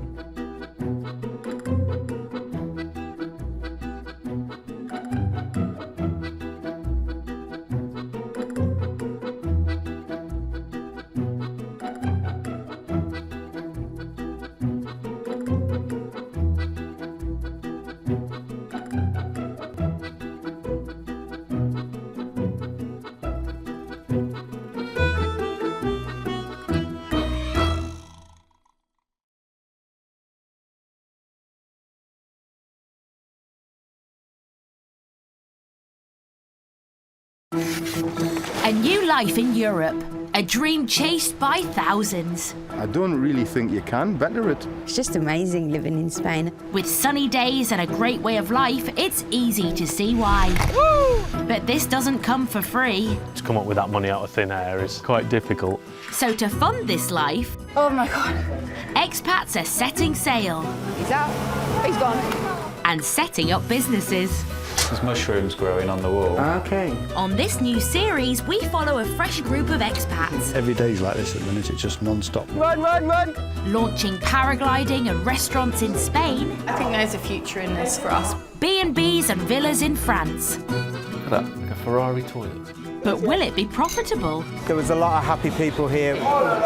Or simply painful? I want a piece of Spain, not a piece of Chernobyl. And can the new expats really make their new life in the sun pay? Job well done. I'm so happy.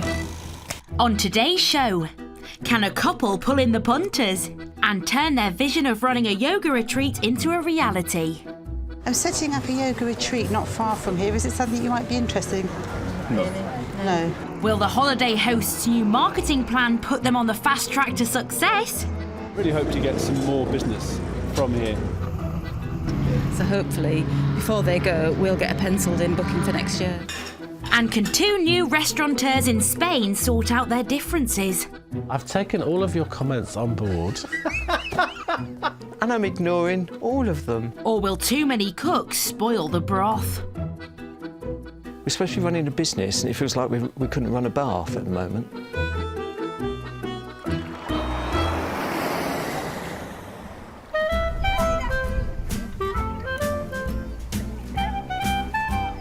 Nearly 20% of the Brits who move to France for good buy houses in the Dordogne.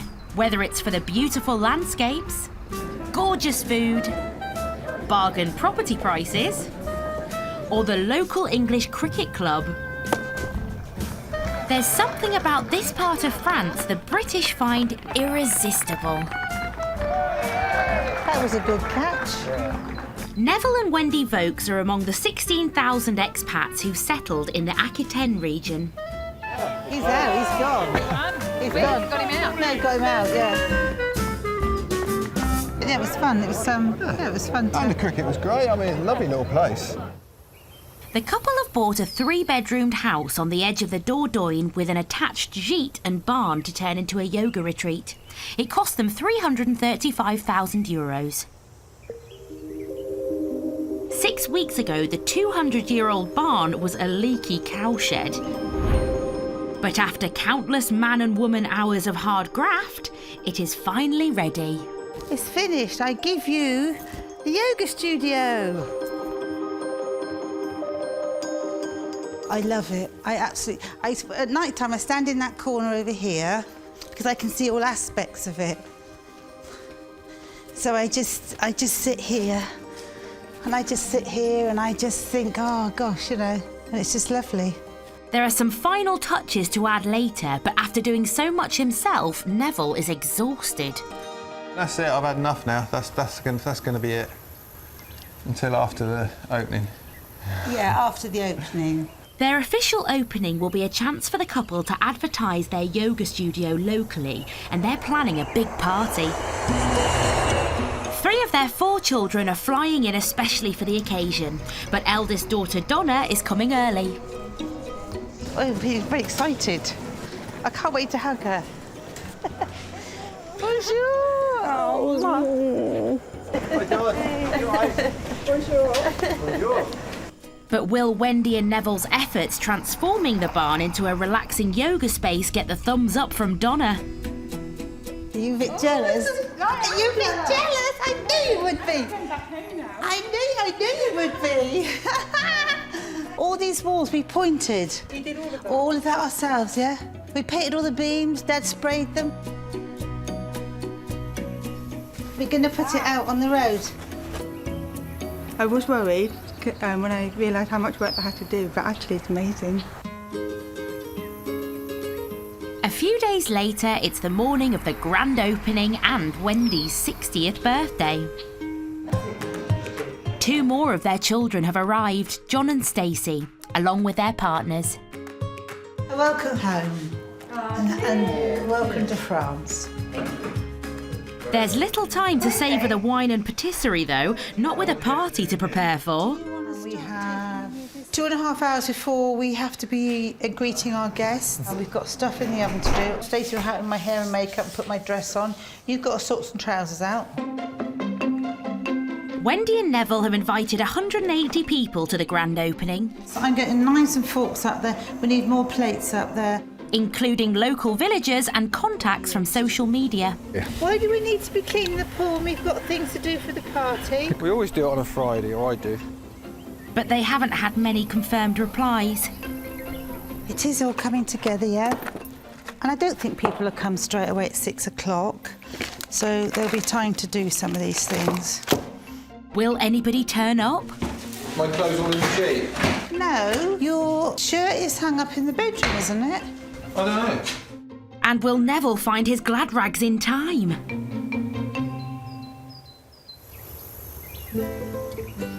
Almeria in southern Spain.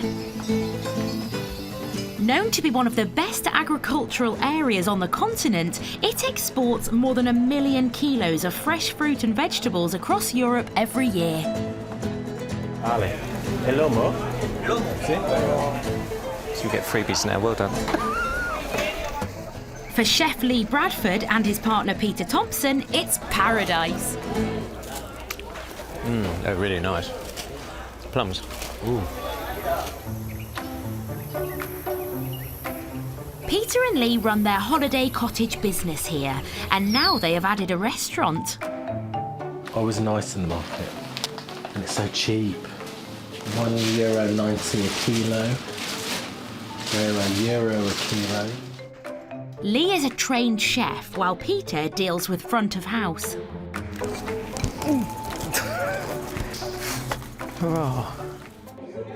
Their opening night was a success as far as customers were concerned. It's really nice. Very nice. I just hope he can keep the standard up. Peter! But behind the scenes, tensions ran high. You took those cold and left all that hot food. Because you didn't tell me it was ready. I did, I'm not going to argue. It's my fault, isn't it? When you're standing there and people are asking you a question, you can't go, oh, sorry, it's a bell now, I've got to go now. Excuse me, I've got to go. I need to pick up some food. Yes, I know, but when you're mid-sentence, I can't just stop. We don't bicker. We hardly bicker at all since we've opened the restaurant. It's 4 weeks on. There's one bit done. And business isn't quite as booming as they'd like. We've not earned enough to buy our Mercedes convertible yet. There's only 4 for lunch today. And half of today's 4 customers have specific requirements. My daughter and I are both gluten-free, and I don't eat meat either. Fortunately, Lee's prepared. I've said we have gluten-free bread. I would put some out for them anyway. Gluten-free, non-gluten-free. It's nicely presented. He's also managed to knock up a baked aubergine stuffed with spinach and mushrooms to hopefully satisfy the vegetarians. Right, so the breadcrumbs are the gluten-free bread. Okay.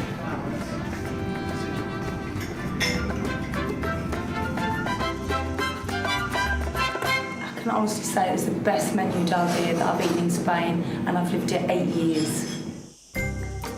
But the couple know that they have to keep their customers coming back, so they've decided to refresh their menu. Mackerel's a bit of a Marmite fish, isn't it? And it's a good opportunity to give some feedback to the chef. Your beef stroganoff needs more beef, less mushrooms.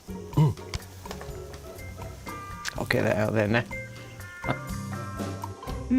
Don't think Lee's a fan of feedback. Has anyone complained there wasn't enough beef in there? Yes. Who? One person said there wasn't much beef in the beef stroganoff. You should have called it mushroom stroganoff. Lee has a clear idea of what he'd like on the menu. The squid, the tempura prawns, the salmon sauce, the pork, the stroganoff. It's just not the same as Peter's. So I did give you some suggestions which I noticed didn't appear on there. Well, I did one of your suggestions I did write down and then I took it off for something and then else. Just scrolled through it and went, no, we're not having that. It's all going so well. Hummus and baba ganoush. Yeah. If I have to explain what baba ganoush is one more time, I could scream. And posh fish fingers. Yeah? And that confuses people. No, it doesn't. I don't. What's posh about them? Because it's whole fish fillets that I've breaded. Yeah. And then one of them we put an extra bit of salmon in. Why wouldn't you put the salmon on the menu when I suggested it, but suddenly you suggest it and it's on the menu? Come on then, what else don't you like? No, it's just, it would be nice to sit down and actually go through it. We do talk about what I'm putting on the menu. Apart from this There you one. go. We do talk what I'm putting on the menu. 15 love. The ball is back in your court, Peter. Also, the bit I don't understand is we don't try. Like, you come up with these concoctions. Yes. But we don't sit down and go, what do you think of this? Let me cook you this just to see what you think. It's like, it's on the menu, it's done. Hard luck, Peter, there you go. Off you go. We're supposed to be running a business and it feels like we couldn't run a bath at the moment. So will Lee listen to Peter and loosen his grip on the reins? I've taken all of your comments on board. Like I said, no different. Oh, God. And I'm ignoring all of them. Seems not. But can they overcome their differences to make the new menu work? The Midi-Pyrénées, with views of the majestic mountain border between Spain and France and some of the cleanest air in Europe. It's no wonder thousands of tourists visit each year. And 16,000 Brits have set up home. This is like 3,000 metres high, and it's just incredible. We can tell the visitors how good it is and how nice it is up here. Lindsay and Richard Watterson are the latest to emigrate here, running holiday cottages come bed and breakfast after chatting about their future together.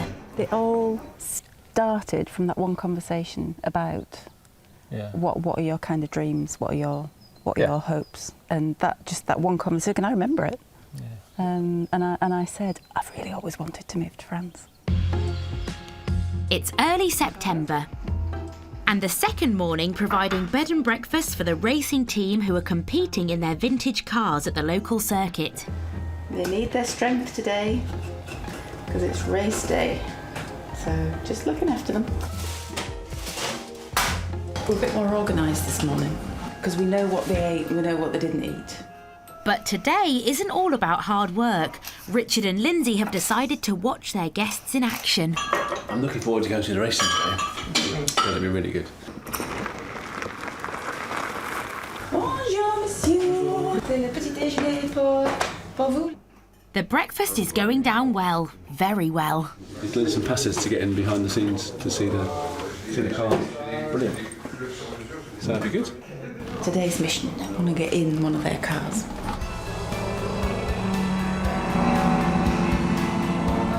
Oh la la, sacre bleu, sacre bleu. That is not a happy man in a car. The circuit holds meetings throughout the year for all sorts of different vehicles, old and new, attracting visitors from all over the country, and they all need somewhere to stay. We wanted to come here because we like the cars so we can come and watch, but equally it's just like a pot of business that we can tap into.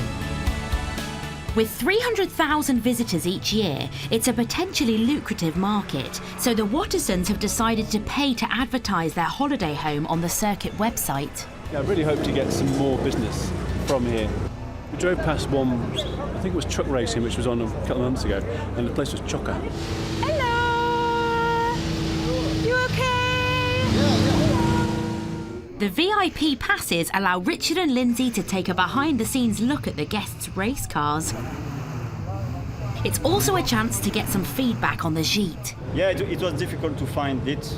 Maybe you could add more details, you know, something, small words, or when you go from, when you arrive at Panjac from this road, take the right and then the left, and after the small bridge, it's on the, you know, more just exact directions, yeah. It's welcome advice for Lindsay and Richard to ensure the business stays on the right track.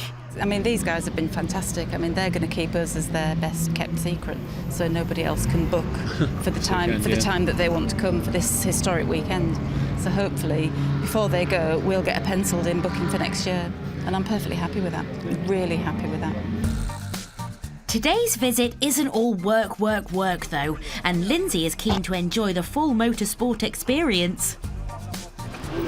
Monsieur, Oui. est-ce que je peux essayer avec vous dans la voiture? Pas de problème? Oui. Alors, il n'y a pas de problème. Oui, parfait.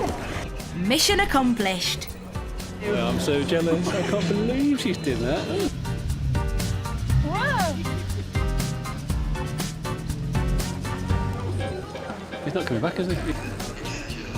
Voilà, madame. Qu'est-ce que c'est, monsieur? Pinot de Charente Rouge. It's been a great day out for the Wattersons. The racetrack website advertising could drive their bookings through the autumn months. For a time, it felt I wasn't getting the payback for the time that I was putting in. Well, this weekend we've got payback With for what we bookings. forked out to get onto their website. Yeah. And so, but whether we get more, who knows? But Richard and Lindsay can't afford to put all their earths in one basket. They need to explore other avenues to keep the bookings coming. On the edge of the Dordogne, it's a big moment for Wendy and Neville Vokes. It's the day of the grand opening at their yoga retreat, Haven on the Hill. I'm just testing for when you have a wedding in here. The wedding. Don't let Chris hear you say that. After After 6 weeks of hard work, this evening will also be a chance for locals to see the new business in town for the very first time. Bonjour, toutes les personnes, bienvenue, Haven on the Hill. Yeah, that'd be good. And Wendy hopes to kickstart the business by signing up students for daytime classes. But with hardly any RSVPs to their invitations, will anyone actually show up? I honestly don't know. I don't know what's going to happen. You know, there might be people interested in yoga and rock up, or they might not. What happens if nobody comes? There's a lot of food for us to eat. But any worries the couple had about a lack of guests quickly disappear. Hello! How are you doing? Mwah. They arrive thick and fast. Hello, nice to meet you in your village. How you doing? Good, thank you. Oh, thank you very much. Hello. Oh, thank you.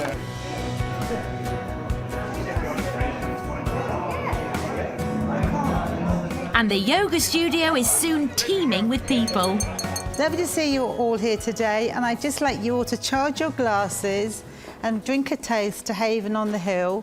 We hope we see many of you here lying on mats. It's a dream of ours to do this, and we just hope we'll be very successful. And also to you, thank you for creating thank you. such a lovely... So we give you Haven on the Hill. Cheers.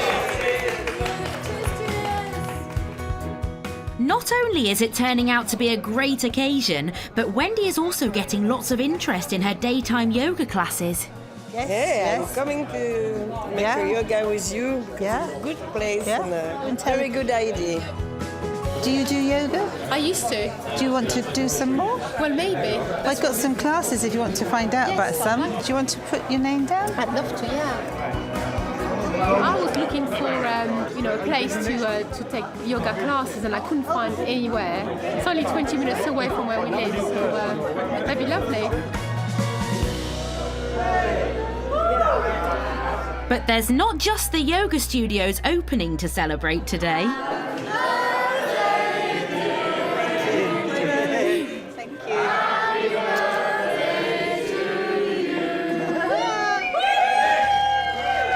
And I don't look 60, do I?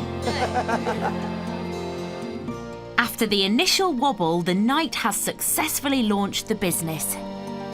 We've been sort of building up and building up and building up for this, and never was worried we wouldn't complete on time. We have. So now the pressure's off now, and all we've got to do now is build the business. Very proud of you for what you've done. You. What I'm proud of you because you've done a lot too. Yeah, done Kept it. me going with coffee and stuff. The grand opening has given Wendy a really happy birthday.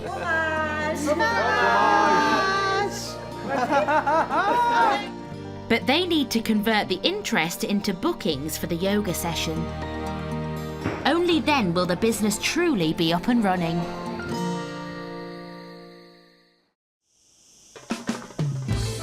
Almeria in southern Spain. It's now 8 weeks since Peter and Lee opened the doors of their new restaurant. I've got to do like they do on the telly and shout, "Yes, chef."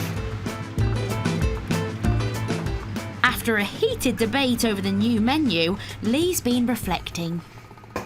It is my fault. I don't involve him as much as I should when it comes to food. So he's decided to extend the olive branch and let Peter test out the updated menu before launching it to the customers. I understand that if he doesn't know what it tastes like, then it's difficult to explain what stuff is like. Bless him, he's not the most adventurous with food, are you? It's just banana I don't like, and pears. Did you pass me... and apricots. Beef kofta with raita, posh fish fingers, tartar sauce, hummus, baba ganoush, fried cheese. Both homemade? Yeah, of course homemade. Fried cheese, wild mushroom bruschetta and banoffee pie for you to taste. Right. Really nice. Very nice. Oh, can we move on to other things? Do you have to work your way through that whole... You're right. It sounds daft, but cheese is quite tasty. But normally, something like that, you lose the taste of it. So that's baba ganoush. That's hummus. That's hummus. You said it the other way around. No, I did not. So that's Italian meringue. Meringue's nice. But the caramel bit's a bit too sweet. Could you do something like that with like black cherries or? Yeah, I guess so. Not on a biscuit base. Why? Anyone go? So we do it on a what? Might do a tart. Sponge. Yeah, sponge it might go. So you feel better now? You've tasted some of the things on the menu? Yes. A breakthrough at last. Peter's had his tasting and Lee is even accepting a bit of feedback. But the proof of the pudding is in the eating, from the paying clients. Salt and pepper squid, please, and stuffed chicken. Okay, no problem. And maybe for once there'll be harmony behind the scenes. I saw you take your order, I'm waiting for it. Wishful thinking. But they do agree on one thing. They need to keep their regulars coming back, and a refreshed menu is their best chance of tempting them. This is my third time, and yes, I would come back. This is the second time we've been. Brought my sister and brother-in-law up today because we were so impressed with it. It's our third time here in about 6 weeks. With returning custom the lifeblood of any restaurant, there's extra pressure on those new dishes to deliver. Beef kofta and the breaded pork. Oh, I didn't give you my name, did I? We've got 2 more twos to go.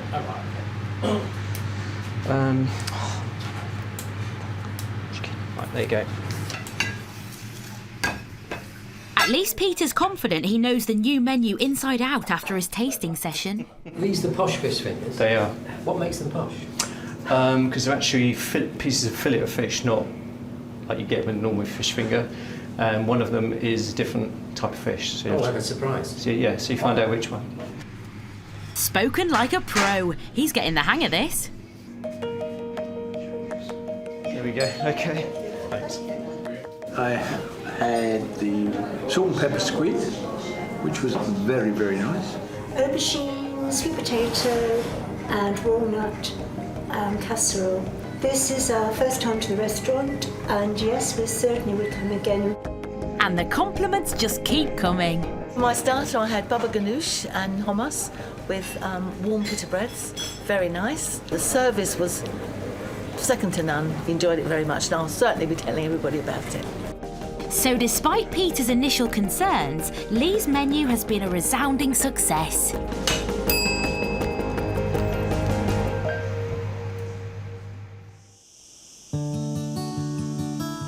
Over the next few weeks, as the summer season reaches its peak, it seems the big gamble of starting a restaurant together is paying off. At their busiest, the couple do more than 100 covers a week, and the restaurant is so busy customers now have to book 2 weeks ahead. We've got a lot of regular customers who come back every 2 or 3 weeks. We've got a lot of new people who turn up, so it's going really well.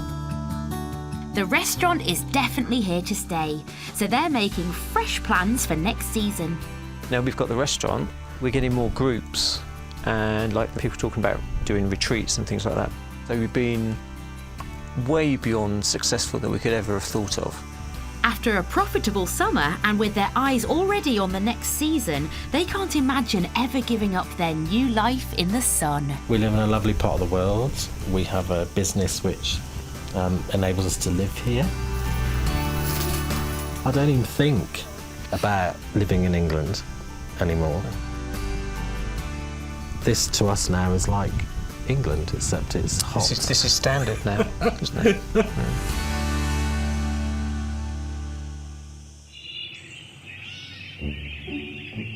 On the edge of the Dordogne, Wendy and Neville Vokes have spent the summer creating a yoga retreat. They now want to put on a free yoga class to gauge interest in the local area. They need volunteers, and Wendy has a plan. It involves one half of Neville's ping pong table. That's going to look so tacky out there. I don't care. I just want to have against my board, just leaned up there. It's not going to look tacky. They're going to drive by. But Neville doesn't seem too keen on the idea. Is that how the French do their sevens, Neville? Works for me. By the time the sign is finished, at least Wendy is happy with the results.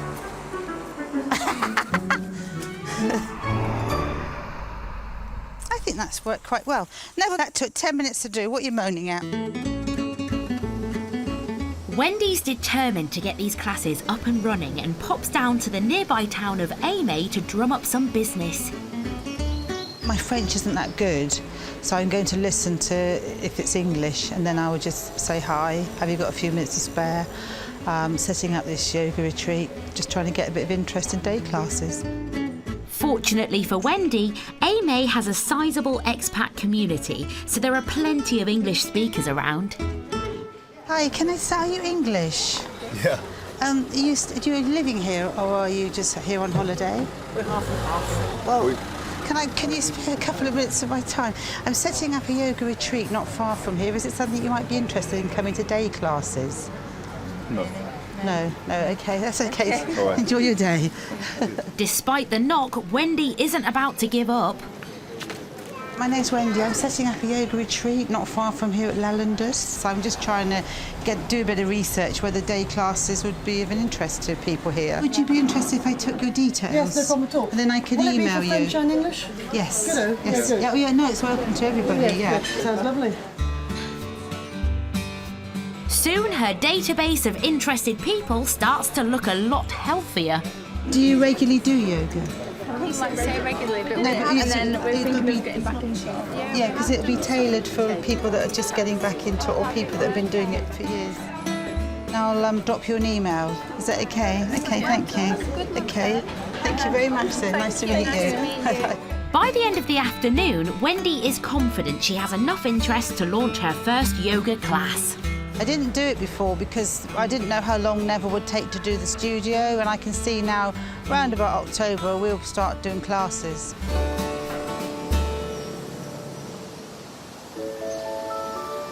The next step of Wendy's mission is to find the perfect yoga teacher. Lara Cocaine has been teaching for 6 years. She's flown over from England to check out their new retreat. If she likes the vibe, she could bring many yoga enthusiasts to Haven on the Hill. Wow. This is what we created. You're almost handing it over to people now to come and use. It seems Wendy is making a good impression. Lara is sold. The fact that you've got these beautiful wood in here to help create such a calm energy, and it's so quiet. And it feels really calm and peaceful. And while Lara is staying at Haven on the Hill, she's also agreed to teach a free yoga session too.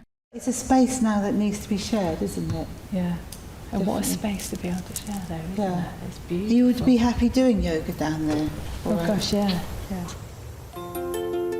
This evening's yoga class will be a milestone for Haven on the Hill. After spending over €50,000 converting the barn, it will be the first time to see it used for its intended purpose. Really nice to do a first official yoga session for Wendy and Neville, as they've worked so hard to create such a beautiful space.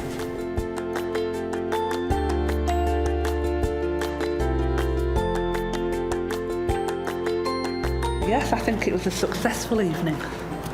And Wendy and Lara should be very pleased, I think.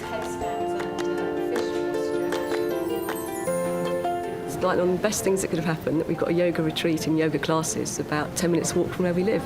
So it's, yeah, I'm very pleased about it. Great turnout. It was more than I expected. I don't know if I wanted 15. I don't think I got quite 15, but yeah, I'm very pleased.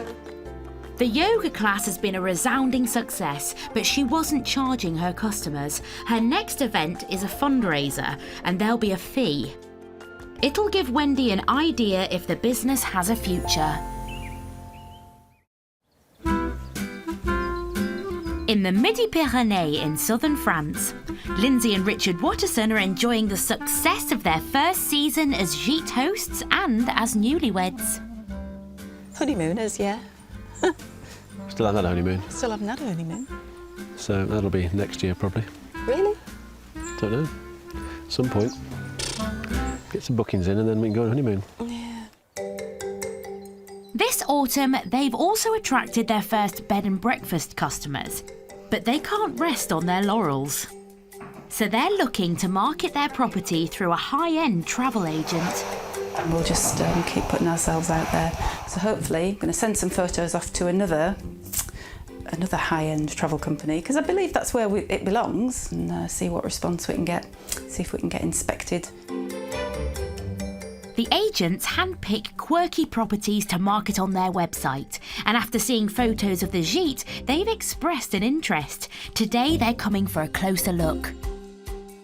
I get nervous, but I get excited because, again, it's just showing someone what we've done. Our confidence in this place has increased as we've gone through the season because people have been very receptive to it and said, oh, what a fabulous place. This inspection could be vital in keeping the fledgling holiday business fully booked. Hello. I'm Claudia. Hi. Hi, I'm Lindsay, the photographer. Oh, look at the setting. The setting's incredible. Bedroom 1. Gorgeous. Lovely. You should have been an interior designer. Or are you an interior designer as Just well? enjoy doing it now. So far, so good. Yeah, I really like it. I like the details because it's all very perfect. The photographer is impressed, and it seems like she isn't the only one. The agent has a great idea on how to market their property. I was looking through your website and everything just felt like it was done from the heart. And I immediately thought of the word heart, and I actually got goosebumps. And I'm telling you, this is absolutely the truth. I got goosebumps and went, I have to call it Maison Coeur. Oh, yeah. That's nice. I like that. It seems that Richard and Lindsay have won over the agent. It's now up to her to win the couple's business. So you get the benefits of quite a big marketing machine. We work non-stop at marketing your property and getting you the results on the search engines, etc.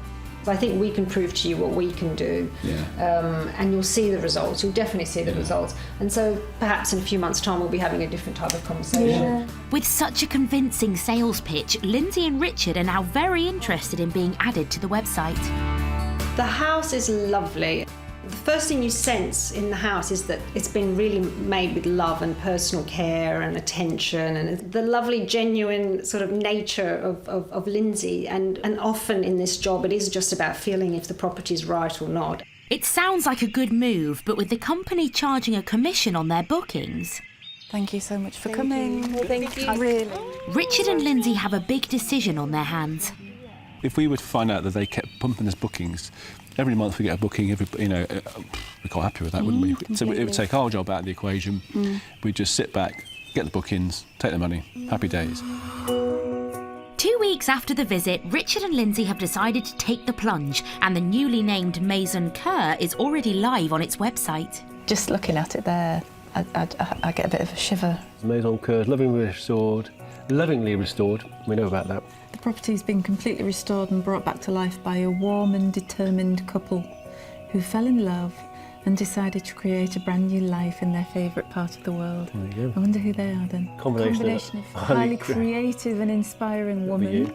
A charming and very organised ex-military officer, that might be me, has resulted in a beautiful home where everything has been thought of. After putting their heart and soul into creating a viable business, Richard and Lindsay are now convinced that they've succeeded in making a new life in the sun. It does you good to have a dream, always. This was mine, it became ours. It's brought me satisfaction and happiness in the fact that we've achieved what we've achieved. I love it, and I'm just so proud of what we've done. It's made me very happy. Who can't be happy and content with this?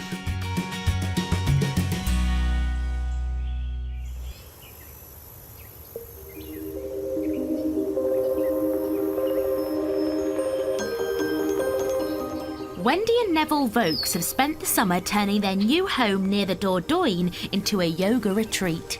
Oh, sorry, lovey. It didn't get me to miss me. Tomorrow they will hold a charity event, a gong bath, run by visiting yoga teacher Lara. I can't wait to hear what the gongs are going to sound like. That's going to be really good.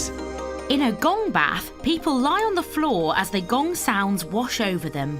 But there is trouble brewing. These are the gongs that Lara's had sent over but Wendy doesn't know that I bought them. She thinks they're Lara's. I'm not sure how we're going to get around that one. These are £2,000. There should be 2 in there.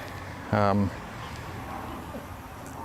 don't think she's going to be over chuffed, but then it means the gong bath can go ahead, so it's all publicity. We'll go for it. Wow! Her Your gongs. gongs. Gongs have arrived. Well, we hope. But Wendy smells a rat. That's the one. Shall we take them indoors and have a look? So is this German? So you had some from Germany, you said? Yeah. Wendy can't understand why they've arrived from Germany if they're Lara's and she lives in Hampshire. I think at this point I ought to come clean. Well, Why? Wendy thinks they're your gongs. They are her gongs, you said. Well, I know. It was a spur of the moment thing. They're actually our gongs. You're joking. Neville, you've spent a lot of money on these, haven't you? We don't do things that... I know. He goes off and pays for stuff, and it's supposed to be that we I'm discuss sorry. this, and this is crap, basically. Well, I'm going to go and have a cup of tea. It's gone very well.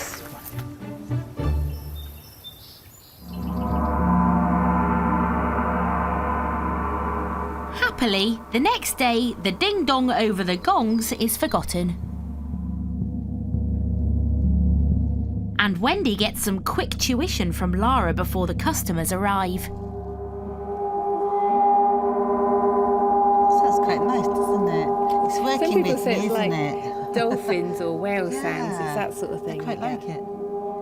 No more time to bond with the gong, as there's plenty to get ready for the bath. And soon, Wendy's first ever paying customers start to arrive. She's charging £10 a head tonight to raise money for charity. I'm expecting to lie down. I saw some mats. Somebody will strike the gong and I'll perhaps be sent into this wonderful euphoria of nothingness. I don't know. Most people, they'll come along, they may be a bit sceptical, and then once they've finished, usually they're all very pleasantly surprised, very relaxed. With everyone settled, it's time to start.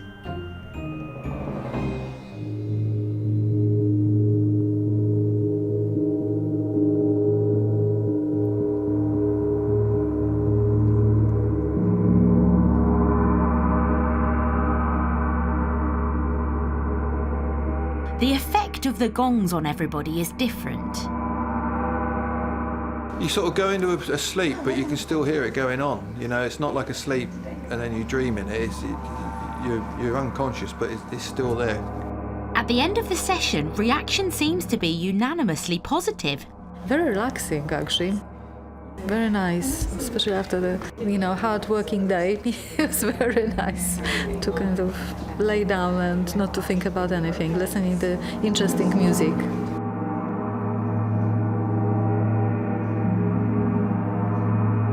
I fell asleep. I did fall but asleep. I'm not feeling sleepy. I like just listening to the different sounds. Yeah, it was lovely. I love the sound. Yeah. We'll come again. And the gong bust-up is long forgotten. Thank you for the gongs. They were quite nice. Yeah? Yeah. So you're glad I bought it? Well, thank She's you for the coming round. gongs. Thank you for the gongs. I had a session this afternoon with them, and they liked me. You bonded? What kind of bonded? Yeah. Okay. Thank you. Good. I think that's a thumbs up. So Neville is out of the doghouse, for now at least, and that's not the only good news. It looks like Haven on the Hill is about to get its first booking. I'm hoping to come back next year with 2 groups, maybe one at the beginning of their season when they're going to start in May, and then hopefully another group in September. At the start of the summer, this seemed like an impossible dream for Wendy and Neville, but thanks to some hard graft and sheer determination, this couple are well on their way to their happy ending. I think really from now on it just gets better and better and better. I can see next year, I've got work to do. I've got to get out and do the marketing, but I'm so confident that next year will be a great year for us. Here we are. Cheers, and all the best for next year. It'll be good.